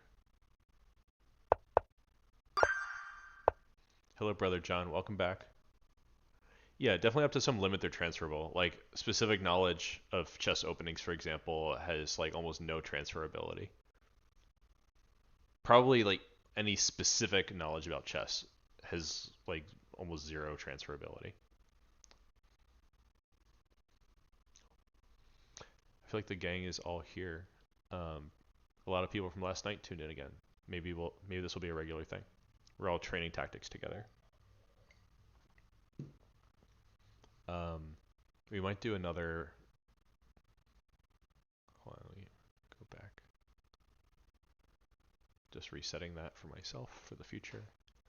Okay, we give a checkmate very soon. Very nice. I like.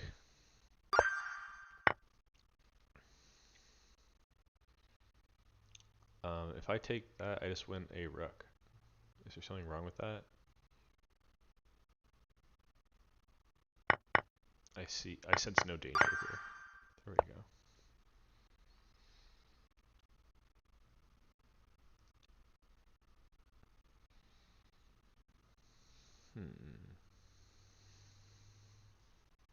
Brother John said, "What did I study in school?" Good question. So when I was in undergrad, I studied physics. I got a physics degree. And I almost got a couple of minors. I almost minored in English, I almost minored in German, and I almost minored in math. But I had just a couple classes to go, and I didn't really think it was worth it to do it just for the accolade. But those were some things I did in school. And I skipped doing a master's, and I have a PhD in oceanography.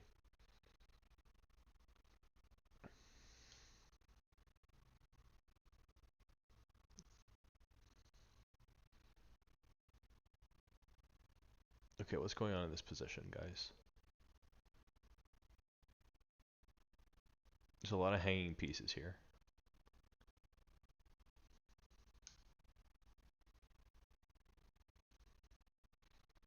What is the story with this position? Oh, I see what it is. It's just mate and 2. Boom. Mate and 2. Oof. The old rust for sure. Sometimes I wonder if the rust will ever go away, and I'm cool with that not happening. So let's say I check, they go here, I take, they take, I fork. Sounds right.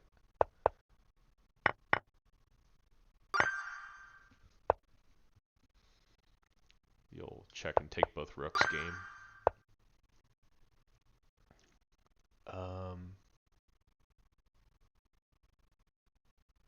Maybe let's take the bishop and get a queen.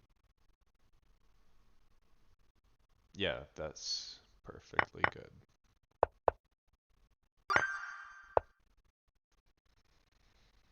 Discount double check. I would take this. If they take, I do this, I win a rook.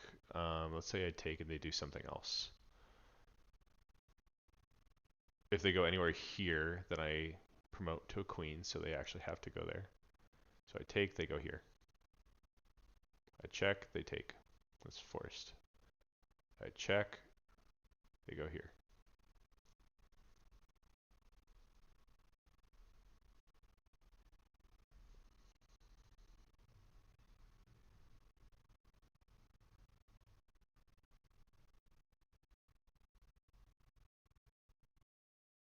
I think if I take this and they go here, I could even just protect the pawn. Yeah, they have to just give up the rook. If I protect the pawn, it would be mate on g8 next. They can't block it. Yeah, Zoe says that chess helps with spatial, 3D thinking, abstract, and strategic reasoning. I think that is 100% accurate. Also, depending on how you work on chess, it can help with a lot of other things. I've met a lot of people who said that chess just helped them building life skills and like making just decision making in general. Chess is at the bottom of it mostly just a decision making game. I think I have to just take this rook. It just helps you practice making decisions.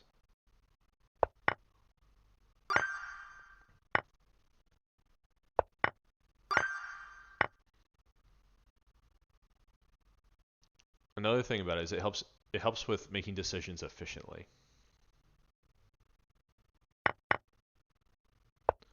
A lot of people kind of bemoan the fact that they have to play with a clock and how difficult that is. But the clock is part of what makes it a true test of efficiency. If your way of thinking doesn't work quickly, it's not as good as a strategy that brings you to the same conclusion quickly. And I think that adds some intrigue. The clock is kind of valuable in that way. And probably the future of chess is going to be fast as well, in my opinion. Okay, I wonder what happens if I do something like this. Or just, I mean, I should just take this, right? Like if I take, they move the king. I check, they block, I check. Okay, this is better. And this wins the queen. Okay, now I need to start kind of paying attention because we want to get to 50. That was a challenge from the chat earlier. And if I keep chatting too much and get distracted, that's not going to happen. The reason that wasn't going to end in stalemate is because they could still move their H pawn. All right, check. They go here. Check. They go here. Check. They go here. I win the pawn endgame.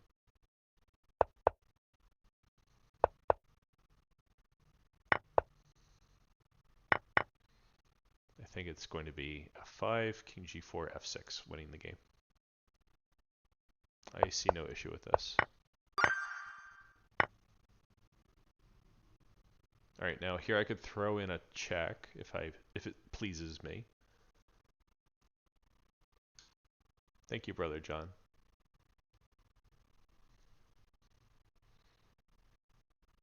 So I could take with check, and then after king h7, I don't really see an easy way for me to get through.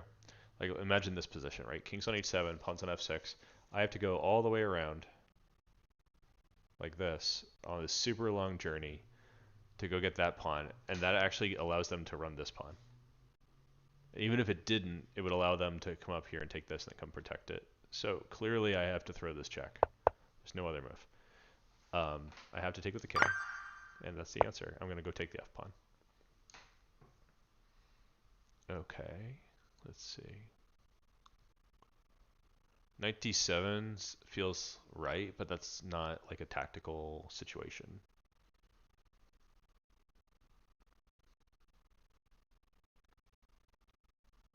I don't know, maybe it is. It feels kind of not good enough. What's going on here? Oh, rook d8. That's the answer. Because the queen's pinned. So we can take that and then take back. And they can push their b pawn, but we will just stop them.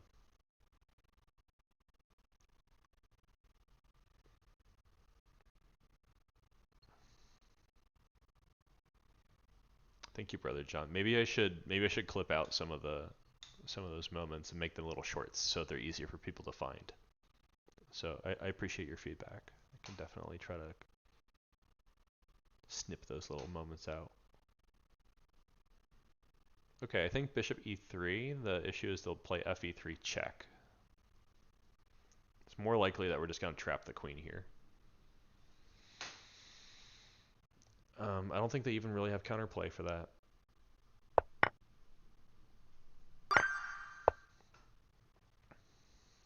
That puzzle was probably just tricky because people were thinking bishop e3 and getting checked. That was probably the whole deal. All right, so this one, there's some queen a8 action, right? King d7. Bishop b5.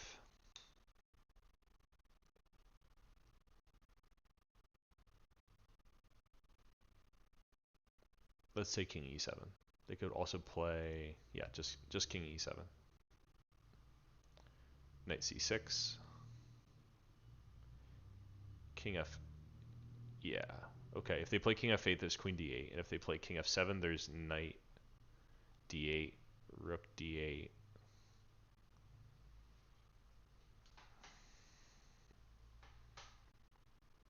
I have a concern because if I play queen d8 in that position, then they have bishop g3 check, king g1, queen h2 checkmate. So what's the key here?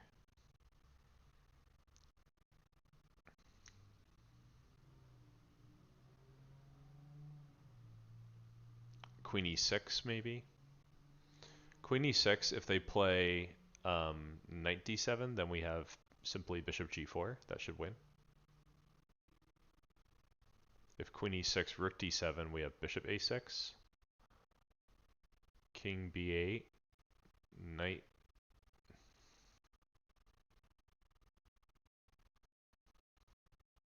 thinking knight c6, king a8.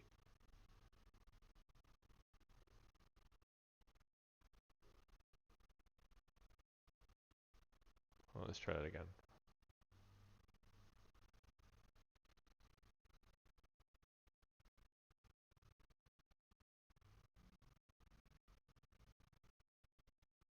Hmm.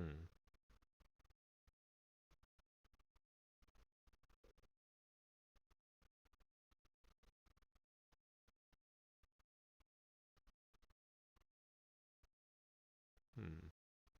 Yeah, let's mull this one over together, chat. Alex has an unrelated question. How do I feel and notice lifestyle factors on my chess performance? Those factors include nutrition, sleep, life satisfaction. I think those are a huge factor. I think part of why I haven't attained a higher title and I only have candidate master right now is actually because I was not able to combine a few different things simultaneously.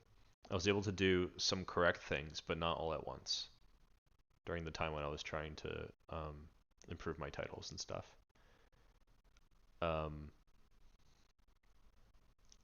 And one of the key missing things was just comfort.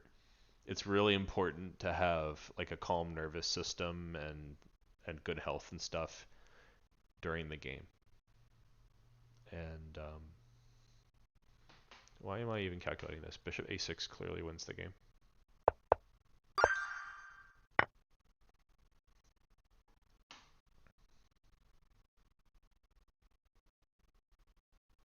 Knight g4 should win here as well.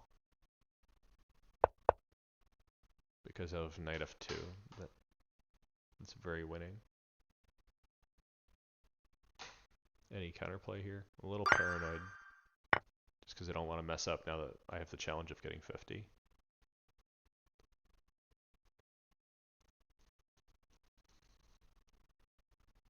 Yeah, calm nervous system. What is that? But, you know, also chess is a game, so we're working with what we've got. Just you have to calibrate your expectations accordingly. Like if you know that you're just kind of playing on the fly, like you're not preparing, your general state of being is not like conducive to good chess, then you know just calibrate your expectations, and you know you might be happy with your results. Yeah, community is also a big deal. Zoe's making a good point. It's super important to play chess like a human being and not like a robot. Okay, I'm tempted to just go for queen g2, but there's queen f6. But maybe it's fine. Like queen g2 creates a bunch of threats. That is not g2. This is g2. Queen on any of these squares wins the game.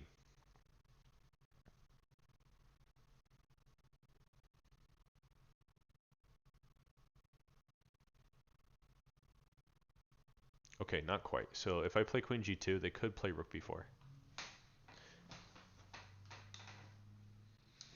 So the other move that came to mind was just queen b6, which creates two strong threats. And that to me seems more correct, because if they play rook b4, we just take it and say thank you. If they play queen b3, we just play queen g1.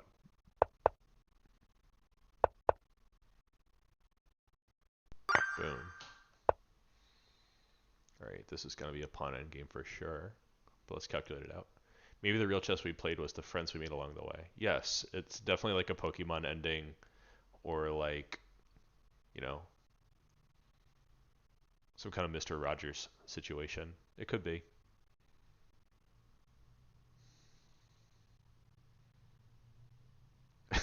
Maybe the real chess we played was the neurological adaptations we made along the way.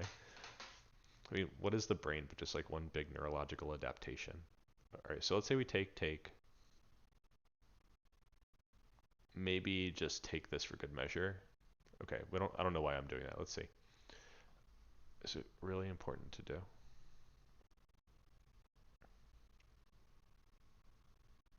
Yeah, let's say take. I kind of want to simplify that situation.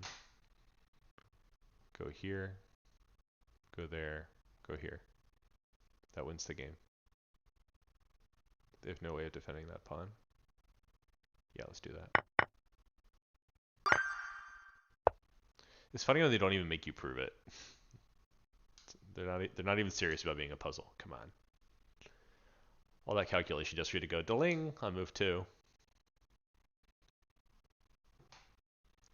You know, Zoe says chess players are the best. I have a newfound appreciation of chess players after um, interacting with a lot of other groups in recent years. Brother John, I think the Pokemon. All right, so I may have misrepresented Pokemon. I have to admit, I've never watched Pokemon, but my impression of it is that there's usually some kind of like little moral. You know, it's very, very hokey and like good vibes only. DS Germany asks, have I tried out the chess-based tactics trainer? Oh, have I? I used to do more than 100 tactics a day, mostly with chess-based tactics trainer. Um, those puzzles are interesting. I used to even live stream them once in a while. I kind of like how they're like a little bit of a mix of like hard and easy, but it's a little bit much on the easy side for me. So I kind of am like, what am I doing here? I usually with easy puzzles, I'll usually just warm up. Like I'll do like I don't know 10 of them or like 30 of them if they're really easy and I have a lot of them and it's easy to do quickly. But then I want to get into something that actually like pushes my limit a little bit more, and I don't feel like the chess-based ones do that so much. But definitely recommend it for people. Okay, so let's see what's going on in this position. I don't want to leave you all hanging. So if we take and they take, it doesn't really look like anything's happening. But I could go here and threaten mate. That looks pretty happening. Like how do they even stop that? That looks pretty good.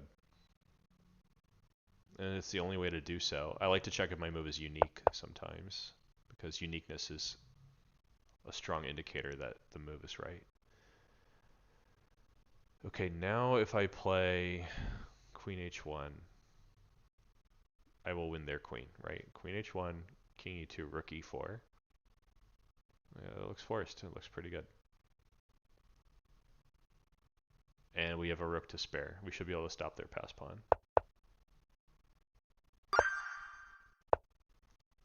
Let's get that legendary 50 that the chat challenged about. Um, so I think Lichess has some of the best as well for tactics while we're on the topic of chess-based tactics. But I have to admit, at a certain point, they get kind of saturated, and it's not that good for like a warm-up or pushing your skills. It's kind of just like I'm in like neurotic kind of like guessing what the engine played land. So I used to try pretty hard on Lichess. My Lichess tactics rating was over 2700, but I realized I downloaded a bunch of the Lichess tactics.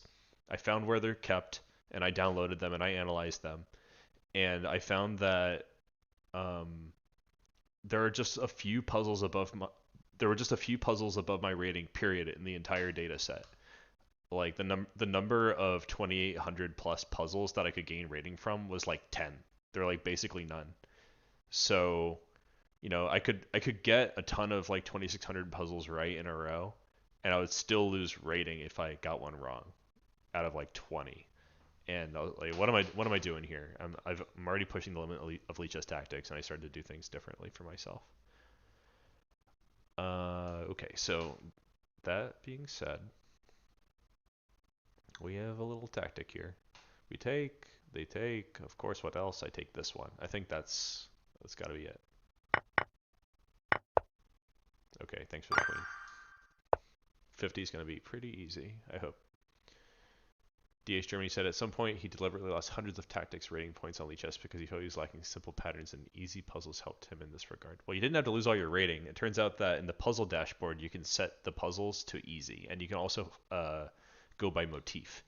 But at the same time, a little shock to your system could be healthy. You're like, okay, I don't care about chess rating anymore. That kind of sometimes people get wrapped up in what that number is, and that can be cathartic as well. So I think there are merits to losing all your rating, even if it's not the most direct approach to getting an easier puzzles again. I think knight d6 is the answer here. If they play queen d6, um, I will. Oh, wait. Queen d6 is important to consider because if they play bishop d6, rook e6 is clearly good. The queen is protecting it. That should win the game. And any king move, I think it's the same deal. Maybe not even. Yeah, maybe I'm on the wrong path. Let's do the reductio ad absurdum argument here. Let's say they just play something really, really dumb, like king f8. Am I still winning? Yes, I am. Okay, let's say they play king d7.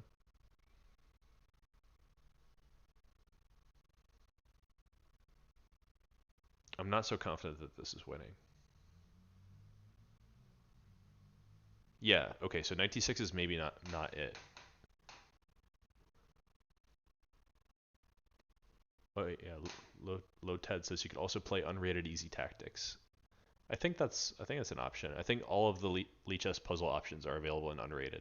There's like a button on the left or something where you can just turn off the rating, which probably also leads to on the note of, oh yeah, very good point, Vrybot. We could definitely reverse the order of these moves. Um, so on the note of cheating, so since people can like toggle certain settings, like play certain types of tactics if they want to, and so on, you can technically finesse the ratings to become a very high rated tactics player. And this is where I think as a culture we need to just all together say, who cares? Like the puzzle feature is really nice. Who even cares if someone wants to be at the top of the leaderboard by doing stuff like that? You'll know them on sight. I think social pressure um, to discourage cheating will win the day. Okay, so let's say we do king f5, like the very straightforward thing, like I'm gonna make you move your king and you're gonna die. They'll move their pawn, we have to take it, and then they play king e4, obtaining a Zugzwang position. But we can play king f6, and they cannot play king f4, so they have to play king d4. Then we play king f5, pushing them out. So that seems like a win. Seems like a pretty clear win. So they just lose their pawn for nothing. Pacha Crush, what are those emojis? I can't even see. Somebody's face. There's a couple faces there. I wish I could really tell what those were. I'm not enough of a Twitch creature to know them immediately. I remember everyone was doing the like waving lady forever ago. That was like the most popular emote like a couple years ago. Also, welcome to the chat, Vrybot. Thank you for that contribution. I think we're looking at maybe some kind of rook g8, or maybe rook h7, or maybe queen f6. Lots of options here. I think it's beginning to look a lot like dum da da dum, and this is where I'm supposed to fill in the blank. Queen h7, knight h7, rook g8. All right, chat. We're at 45. You getting this? Oh, I need to adjust my screen. Sorry, guys. The board was tiny for no reason. Yes, trust. Welcome, Anand. What have we got here? Are we just pushing pawns? Is this our plot in life? Where there's a bunch of pawn pushers now? You think that you're the king and we're the sorry people? We are close to our goal, chat. And then we can switch pace if we like. All right, so what if it's f3? Just going for it. And the idea is to move the knight and do something cool. It could also be like we do a little Tempovania. We hit the bishop. It can only go here, I think. And then what? We promote, giving up our precious pass pawn for a bishop. Check. And then we run away like a whimsical skedaddler. I think that looks pretty winning because we still have one in the chamber. We've got this one. That seems right.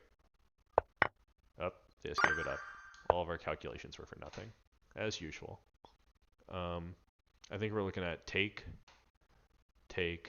push, go here, and push. It's like you're not even doing it. I think that's right. Oh, by the way, the reason it's key to take this is because if we just go ahead and play d7, they will play knight d7. Maybe it doesn't matter. Let's see. Hold on. So d7, knight takes, pawn takes. If they take here, we get a queen. So we go here, they're more likely to play rook to rook a8, I think. Hold on. What's the difference here? Because I could definitely just take this guy and YOLO. Maybe they will not take the rook because they're up a knight. Maybe that's the key. Maybe if we take this, they have a strong move. Rook takes c6. That's the strong move. No, come on. Okay, that's 46. No. Alright, so what is the problem with this? Takes. Oh, that's right, because when I do this, they can just protect the rook. Womp, womp, womp. Well, that was really easy to tell, and I just confused myself, wondering what's the difference. So if we go for this, and they go here, we just get a queen. Like, what is that calculation? That was horrible. Well, that was close enough for now. I think that we could probably do 50 another time. And let's do a puzzle, maybe a puzzle storm, or maybe a puzzle racer. Let's do a puzzle racer. Let's switch gears here, guys. Do one of these again. I am going to share the link, and you guys are all welcome to join in on this. Let me adjust that a little bit. There we go.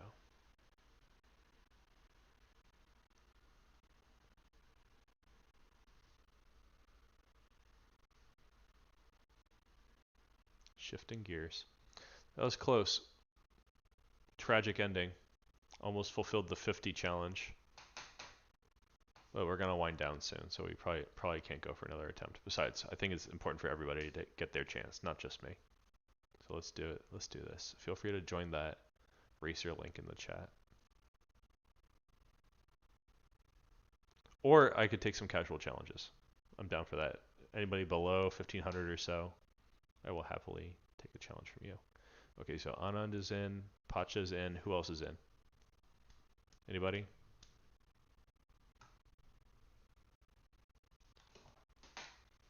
You guys trying to do some tactics out there? Did we lose Nino long ago? I know you guys are out there. Here, let's do this one to start. 10, 9, 8, Thank 7, you for joining, you guys. 6, 5, 4, 3, 2, 1, I expect that I 0. might do better after doing so many of those other ones.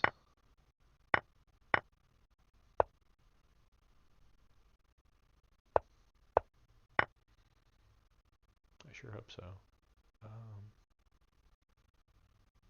It's beginning to look a lot like I'm going to get your pieces. Check and mate. Yeah, everything feels a little bit clearer when you do it for some time. What is this?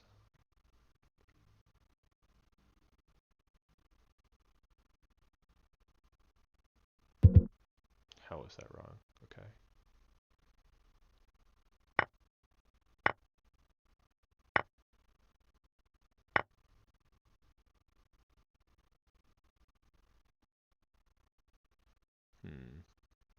Well, I can't go and get checkmated now. That would be quite rude.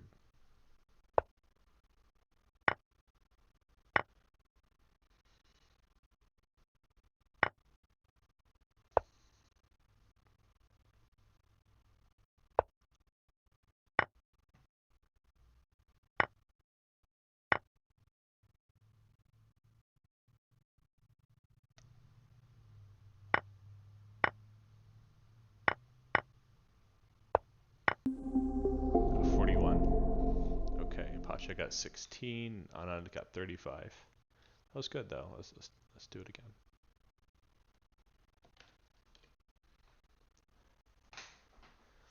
My score's been pretty stable, so I kind of wonder how much of it is just like just moving the mouse, you know, just getting oriented. I don't know how much faster I could do it without making huge errors.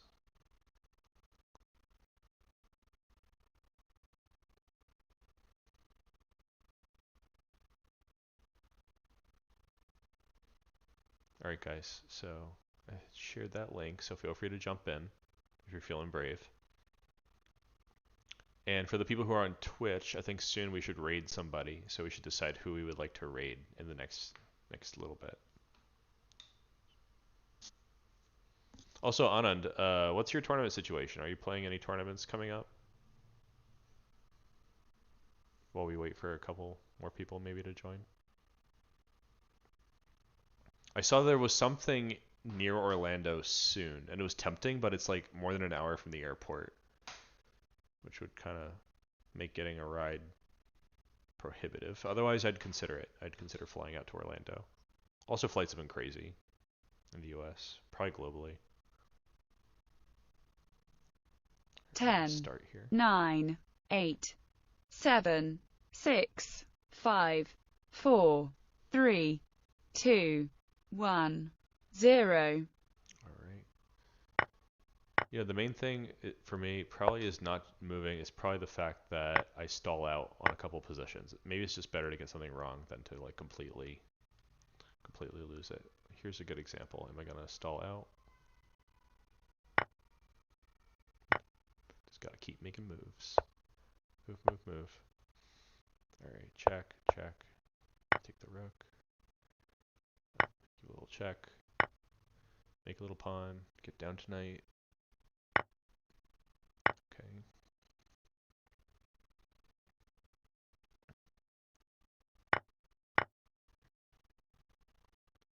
Lotad is spectating. Good luck with your headache.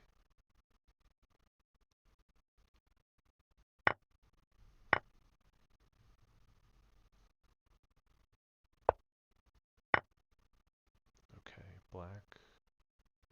I mean, I have to go for it. Let's check. What else?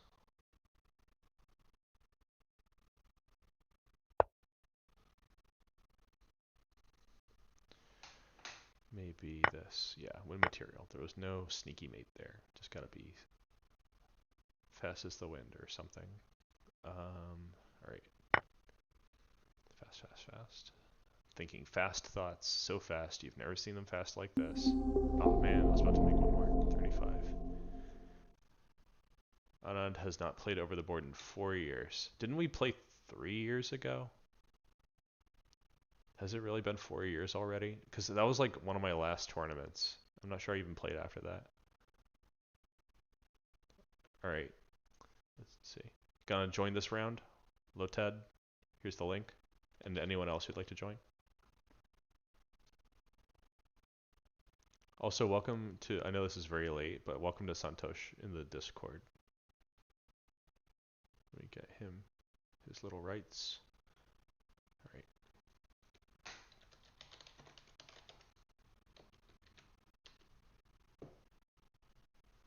Alrighty, guys. We've got 4 here. Going once, going twice. Anyone else for the race? Jump in. And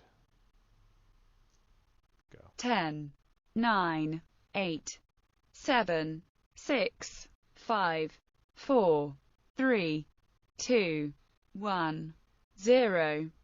Okay, check. Checkmate.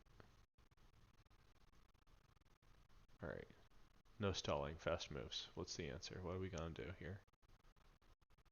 Checkmate. Good. Alright. No stalling, just making good moves. What's the answer? What's it gonna be? What is... Alright, rook c1. Good. Okay. If I take that, I lose, so... Fast moves, just gonna get rid of that pawn. You're up material. Fast moves. Fast moves. Oh, illegal. That's right. Of course. How could it be so foolish?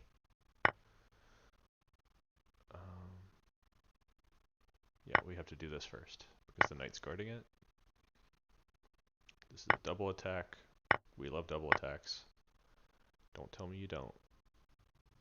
Okay, that is crazy. I will not do that. That is wrong. This is right. Just exhorting myself to go faster. Faster. What's the answer? What is the fast answer? What is... I think I just take it. Because that piece is protected. Alright, that's a free piece. check, and check, and check. I have no time, so gotta go fast. Oh man. 34, and Anand wins with 36. Nice job. Pacha's consistent at 16. Inti Crush got 26, even with a headache. Good luck. High five. Very nice. Good game. Also, good luck. Have fun. I like to say high five, though. Alright, rematch. Let's roll. That was good. Anand got a good score. So, Anand, why haven't you played in 4 years? I know it's unfair for me to ask you questions every time I'm about to start a race, making you type. But, have you considered playing any of your local events? I think you're probably still based out there near Orlando, right? It seems like the chess scene is growing there, which I like to see.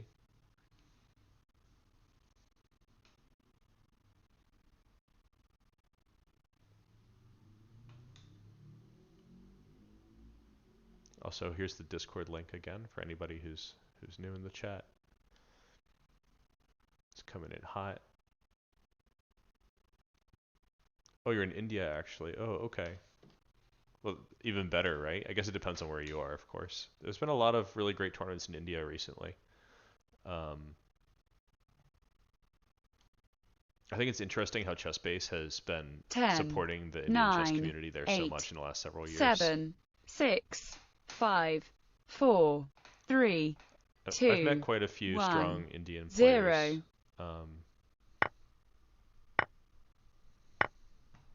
I met Anand actually at one of my more recent tournaments. He was chill. I think it's such a shame that people are constantly asking Anand when he's going to retire. Like, the dude loves chess, just leave him alone. Okay, what's the answer here? I think, is it really a race where I go do this, and they take this, and I go here, they move, and I go here, they push, and I win somehow? That seems unlikely. That doesn't seem right. Just moving on.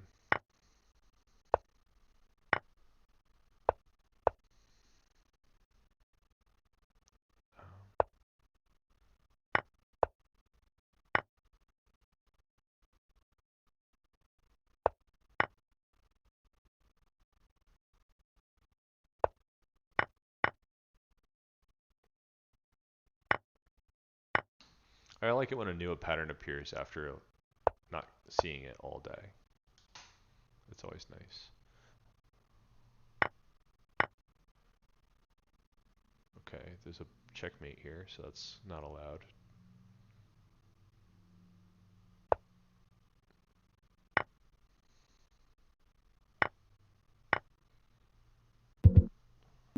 Oh, 44. Anand got 47. Nice job. Brother join? Brother John? Yes, join. Hell yeah, brother. Here, I'm going to send that link. Jump in.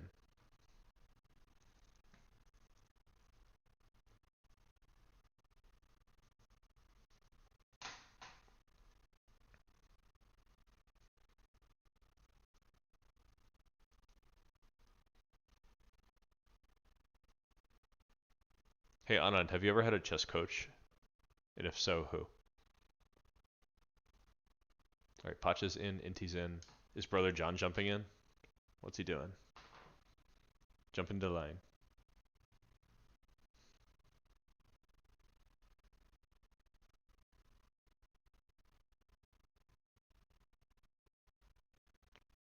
Brain damage, brain schmamage. Chess is good. Chess is good for your brain in any state. This is a judgment-free tactics zone. Okay, we're all little cars right now. Okay, this game has no dignity. We've all been reduced to tiny little, like, look at me. I am a pink Jeep from the appearance of it. Maybe a slightly purple Jeep, depending on your screen. Pacha Crush is a bus right now. Okay, we're all at the bottom. Inti Crush. Okay, Inti Crush probably has like the coolest car of all of us so far. William Brown, am I gonna play online? William Brown, you can jump in the puzzle racer that we have right now, and if you're under 1500, I will happily take a casual challenge from you after we finish this race. So just hit me up on Lichess. My username is ChessCoachRobert.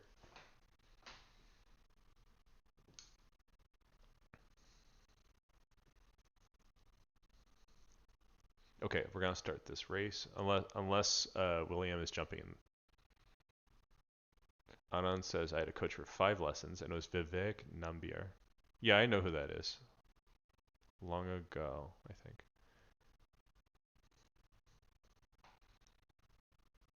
All right, let's start. 10, 9, 8, 7, 6, 5, 4, 3, 2, 1, And 0.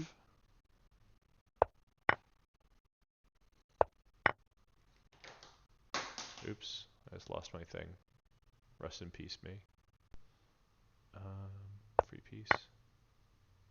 I dropped a piece in real life. Very distracting. That's okay.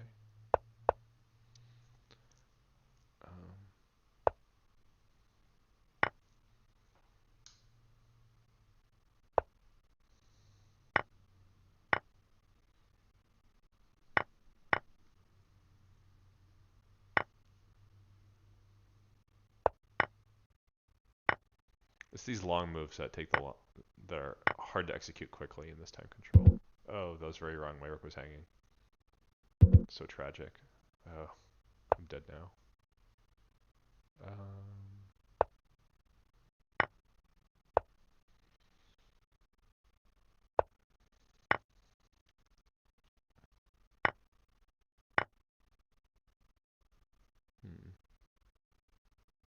Who could it be now? One of these. Interesting. I haven't seen that in a long time.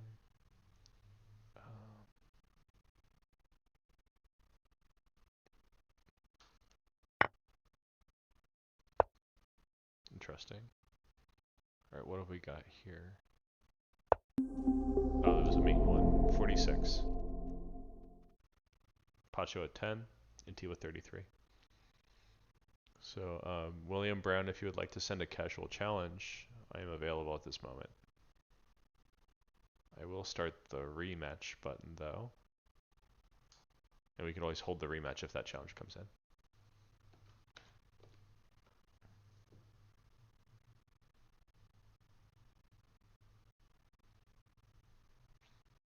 I feel like I must have met Vivek Nambiar. Otherwise, I probably wouldn't know his name since he's a national master. Maybe we played the same events or something. I played a bunch of times in New York. I stayed there on and off when I was playing tournaments actively. DH Germany asks, do I have a favorite GM or chess influencer? I don't know a single chess influencer. I have to say, I don't really watch a lot of chess. I don't have a lot of time for it, unfortunately. I probably should though. Favorite GM? It's hard to pick favorites really. There's the usual stereotypes, like some people play fun chess. Let me try to pick someone who's like alive or something, and because like Tala is like an obvious choice because very entertaining playing style. But I feel like naming someone like Tal as like a favorite player just invites like a big historical discussion. Who's my favorite GM alive right now that I know of? Alright, so Nino's in here. Welcome back. Inti's here. Am I currently teaching chess, Santosh? Yes, I do. I am teaching. I just resumed actually after a couple of years. I took some time to finish my PhD, and now I'm back, and I'm taking students and actually starting some pretty major chess stuff, which I'll be announcing more officially soon. Or anyone else joining this race? The link is there in the chat.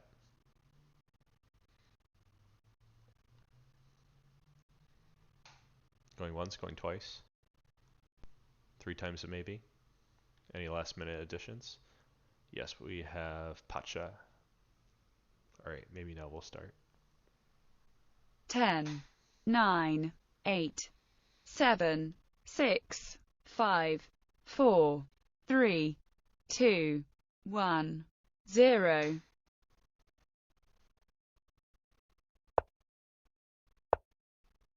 Starting with mate and 3, brutal.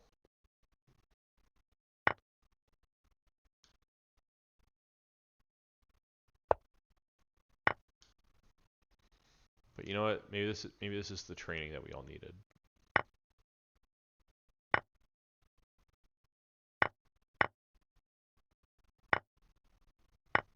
brutal as it may be. I feel like I should just take that rook. Oh, there's a checkmate, that's the problem. So what if I throw a check first? This is the kind of like academic finagling that we don't need. I think you can play it by elimination though. Alright, there is a back rank shenanigan, but I kind of don't care. There we go.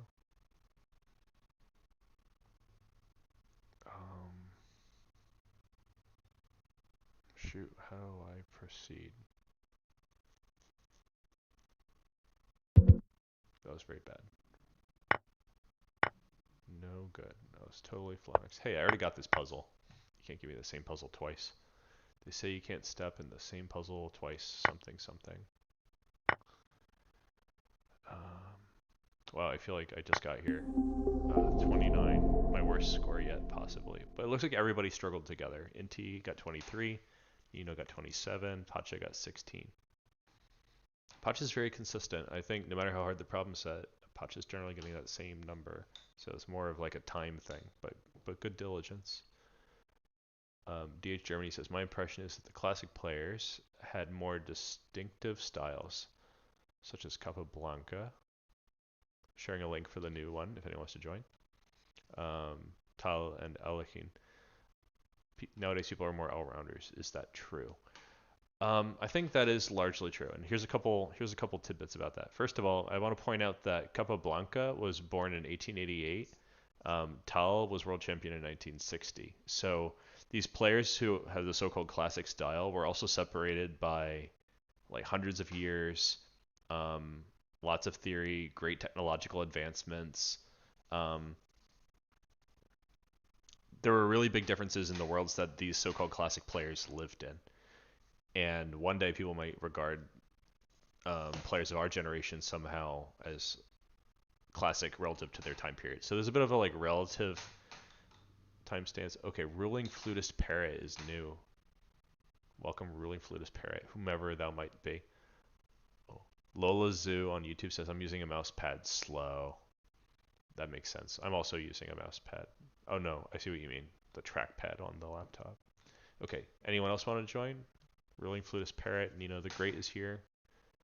I think people tended to be specialists more in the past, and part of that was because the flow of information in the world was much slower. If you played an opening innovation in like Havana, Cuba in 1920, and your name was Jose Raul Capablanca, people might not know about it for like months.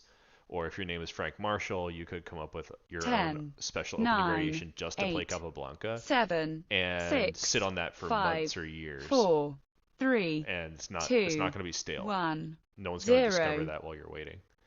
But in the modern world, with the internet and like the wide availability of books, opening books and things like that that give you kind of like the ability to be a specialist or to create a surprise, those opportunities are pretty much gone the moment that they are discovered. We don't have such a luxury anymore. Am I just trapping this knight? I think that's what it is. Yeah, there we go. Pawn endgame. So yeah, people have to be more well-rounded now because information travels so quickly. You can't even try to be a specialist. Okay, what's the answer here? What, a pawn? Just a little pawn? Okay, that works for me. Yeah, let's hit him with the right hook, hit him with the something something.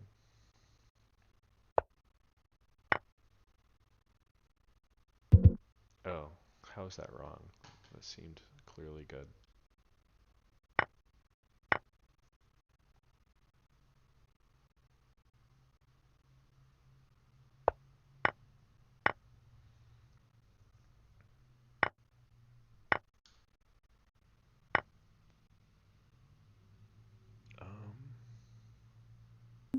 Oof, 41. Ruling Flutist Pair got 21. Nino got 27. 34 for Inti Crush. But I think just because people have to be well-rounded doesn't mean that they don't have their own distinctive style, or that they're like that they don't have. They're not like just a flat playing field where everyone is like kind of the same. For instance, even though you have to be good at a lot of different things, a lot of people stick in sort of like a relatively narrow opening repertoire, since it's very very hard to be super good at chess openings that kind of live on different manifolds. Like e4 is its own thing. There's the link in the chat, everyone. Like e4 is its kind of its own thing that's very distinct and different from d4, with few exceptions, where the manifolds of like how those openings work kind of intersect, like transpositions, where you play e4, they play e6, you play d4. That's the same as if you played d4, e6, e4. But like those, most openings mostly diverge a lot, to the point where it's not practical as a GM to switch from like one to the other, and people kind of find their niche in all that complexity. So I think top players are still pretty distinctive. They're just not like comically different from each other because of that requirement, that higher skill floor that's required of them. Okay, so Nino's there, Inti's there. Anybody else joining? Going once, going twice. All right. 10, 9, 8, basically an Inti versus Nino 7, situation. 6, 5, 4, 3, 2, All right, 1, let's roll. 0.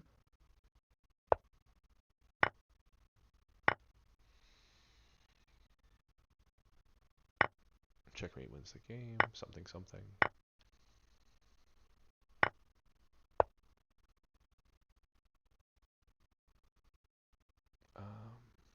Checkmate should still win the game. Yeah, that looks good.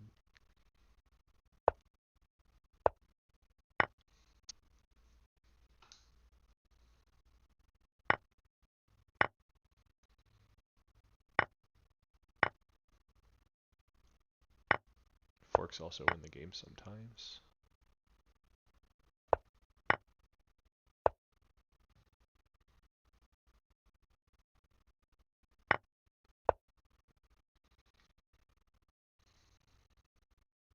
Run, run. Forks win the game? Question mark.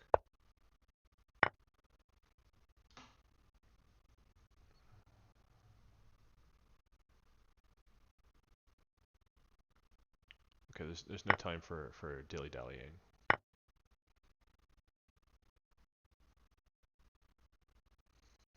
Okay, maybe I just don't get checkmated, I guess.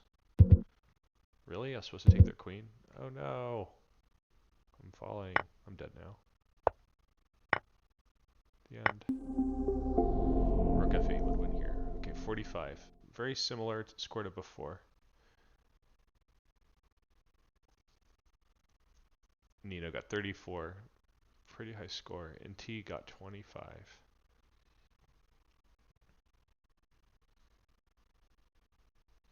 Yeah, fun to hang out, Zoe. Glad to see everybody. Okay, let's do one more. I hope that this makes people feel a little bit in touch with their tactics, the tactics within. Here's the new link.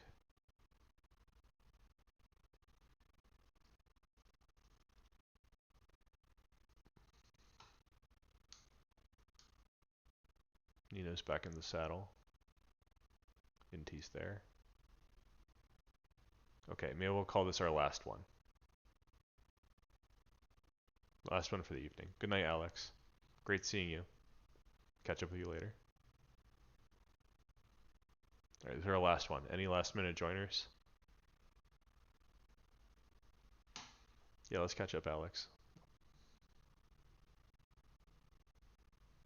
Last minute. Going once, going twice. Last minute, people. Alright, let's start. 10, 9, 8, 7, 6, 5, 4, 3, 2, 1, 0.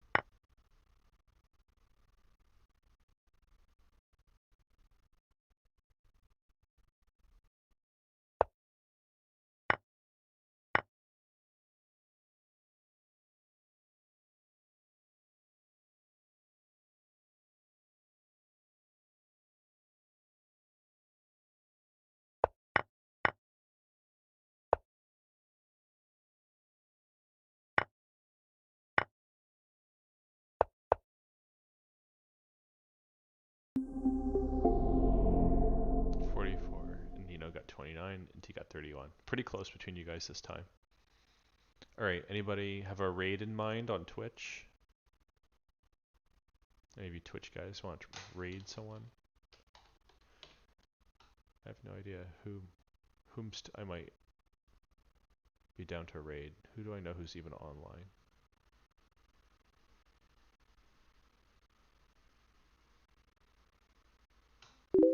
I might raid Specialty Stay again because they are still online. Oh, did I get a challenge? I think I heard something. One last challenge. Okay, there's one last challenge. Alright, let's do it.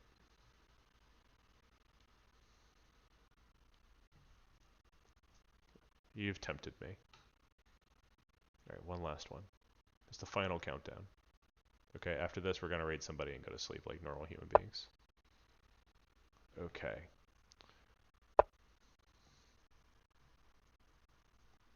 And in true keeping with the demands of the chat, it will be a trolling game. Good night, Nino.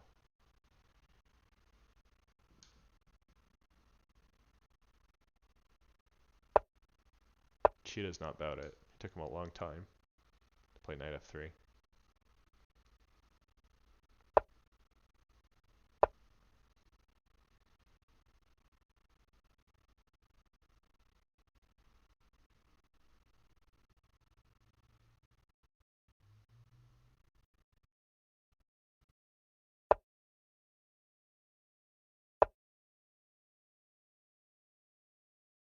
I'm gonna move a lot of pawns. It's gonna be funny. I promise.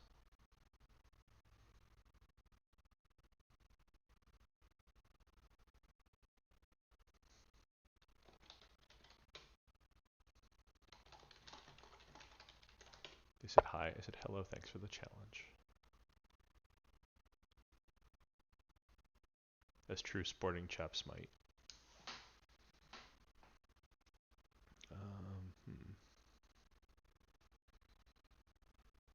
Let's try this. This could be fun.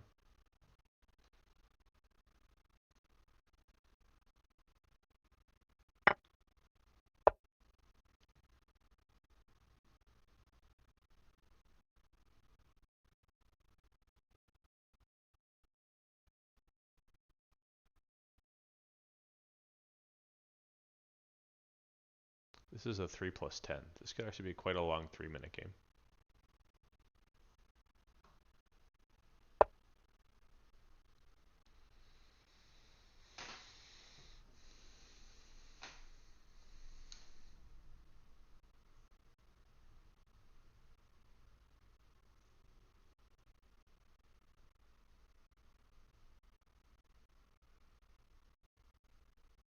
Here's a funny thought.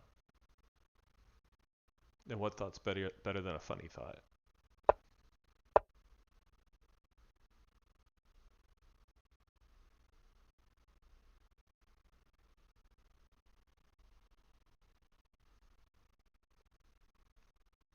And I promise we're gonna raid someone after this. It's the final countdown. Or something.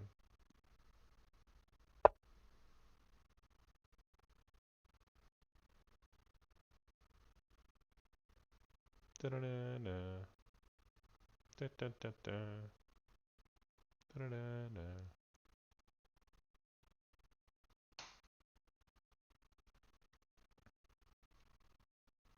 I think a time advantage in a plus 10 increment game is like, it's like it doesn't even matter that we start with 3 minutes. We're basically playing a 10-second increment game. That's gonna dominate. Because if you make, let's see, so 6 moves gets you a minute. So you just have to make 18 moves to gain an extra, like 3 minutes in this game to double your time.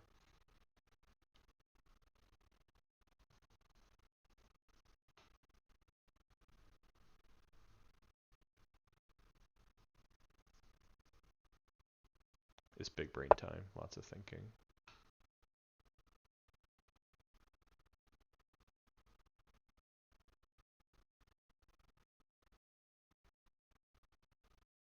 Very tempted to just kind of ignore the whole situation.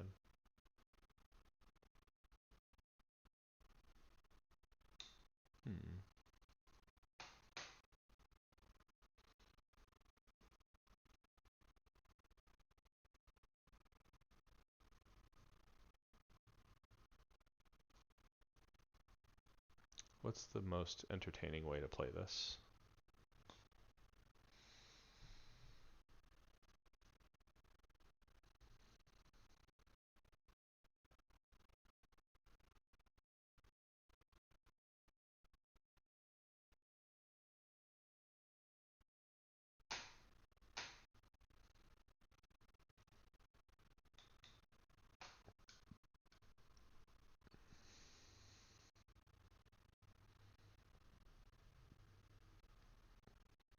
I know it's entertaining. This is the way. At the very least, I will be amused.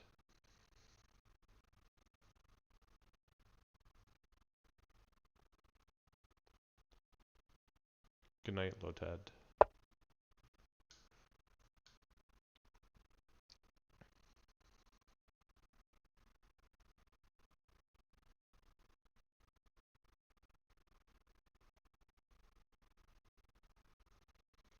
Hmm.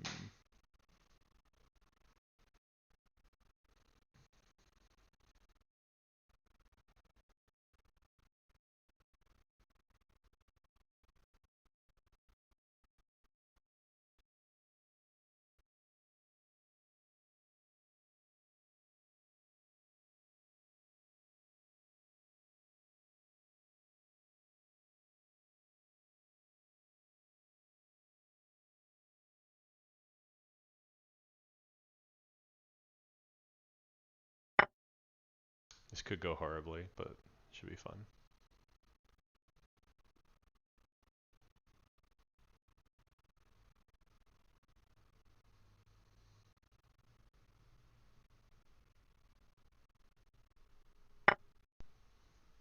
Okay.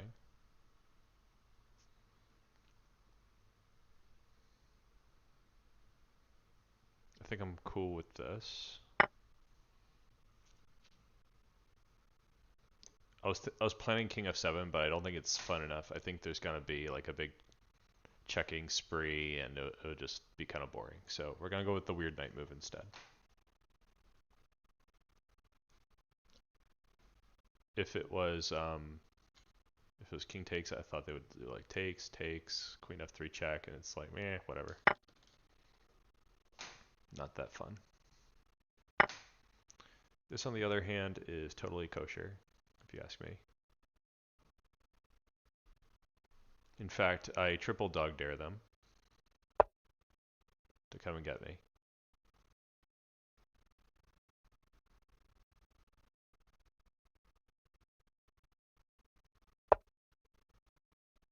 I do as I'm told. You attack my rook, I move my rook.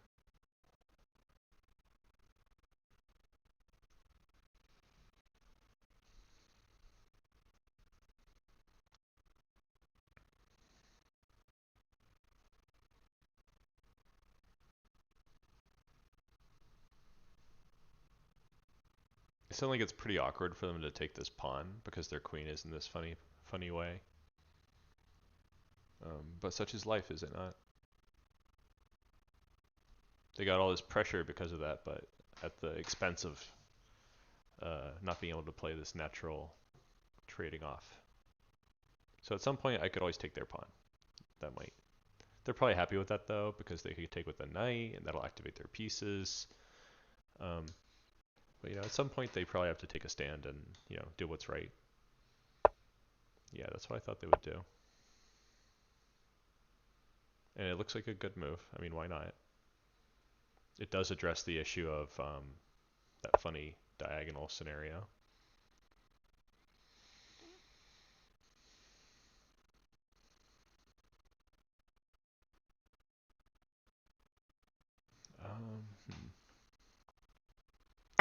Let's just go fully trollish.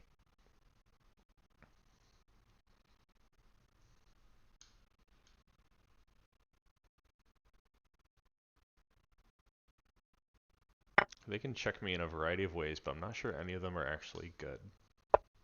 And that feels kind of fun.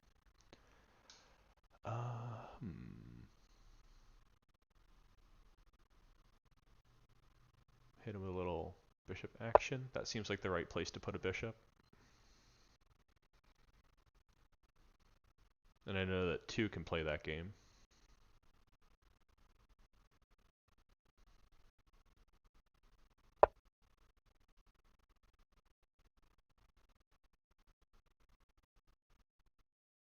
Hmm. I might just develop my knight. Developing the knight seems pretty good. Yeah, let's develop the knight. Develop the knight, they said. It'll be fun, they said.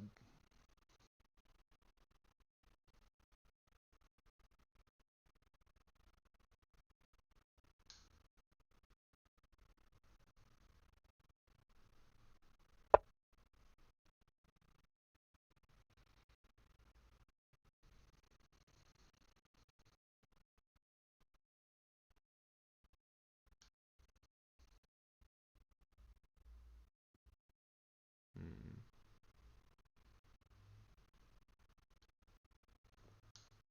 I like my position.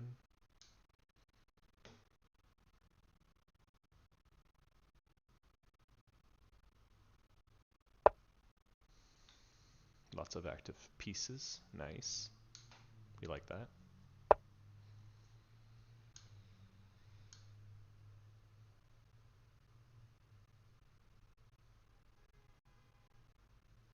Not too concerned.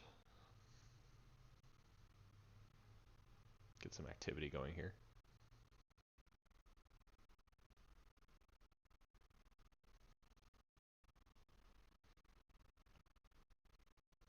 This could come down to a flurry of blunders at the end, even with the 10-second increment.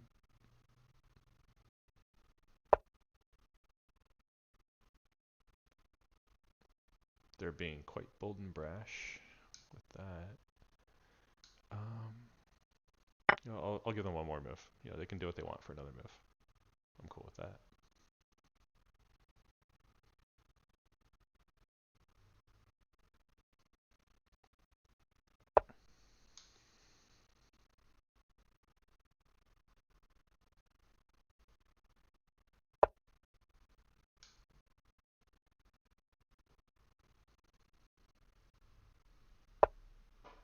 Oh no, what a horrendous situation.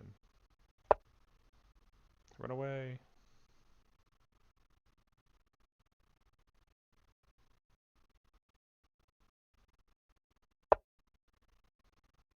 Oh, the horror. The horror.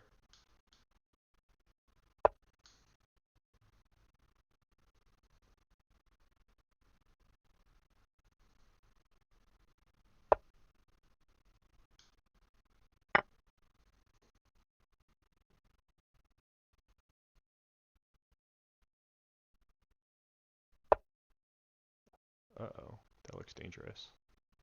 I'm in danger.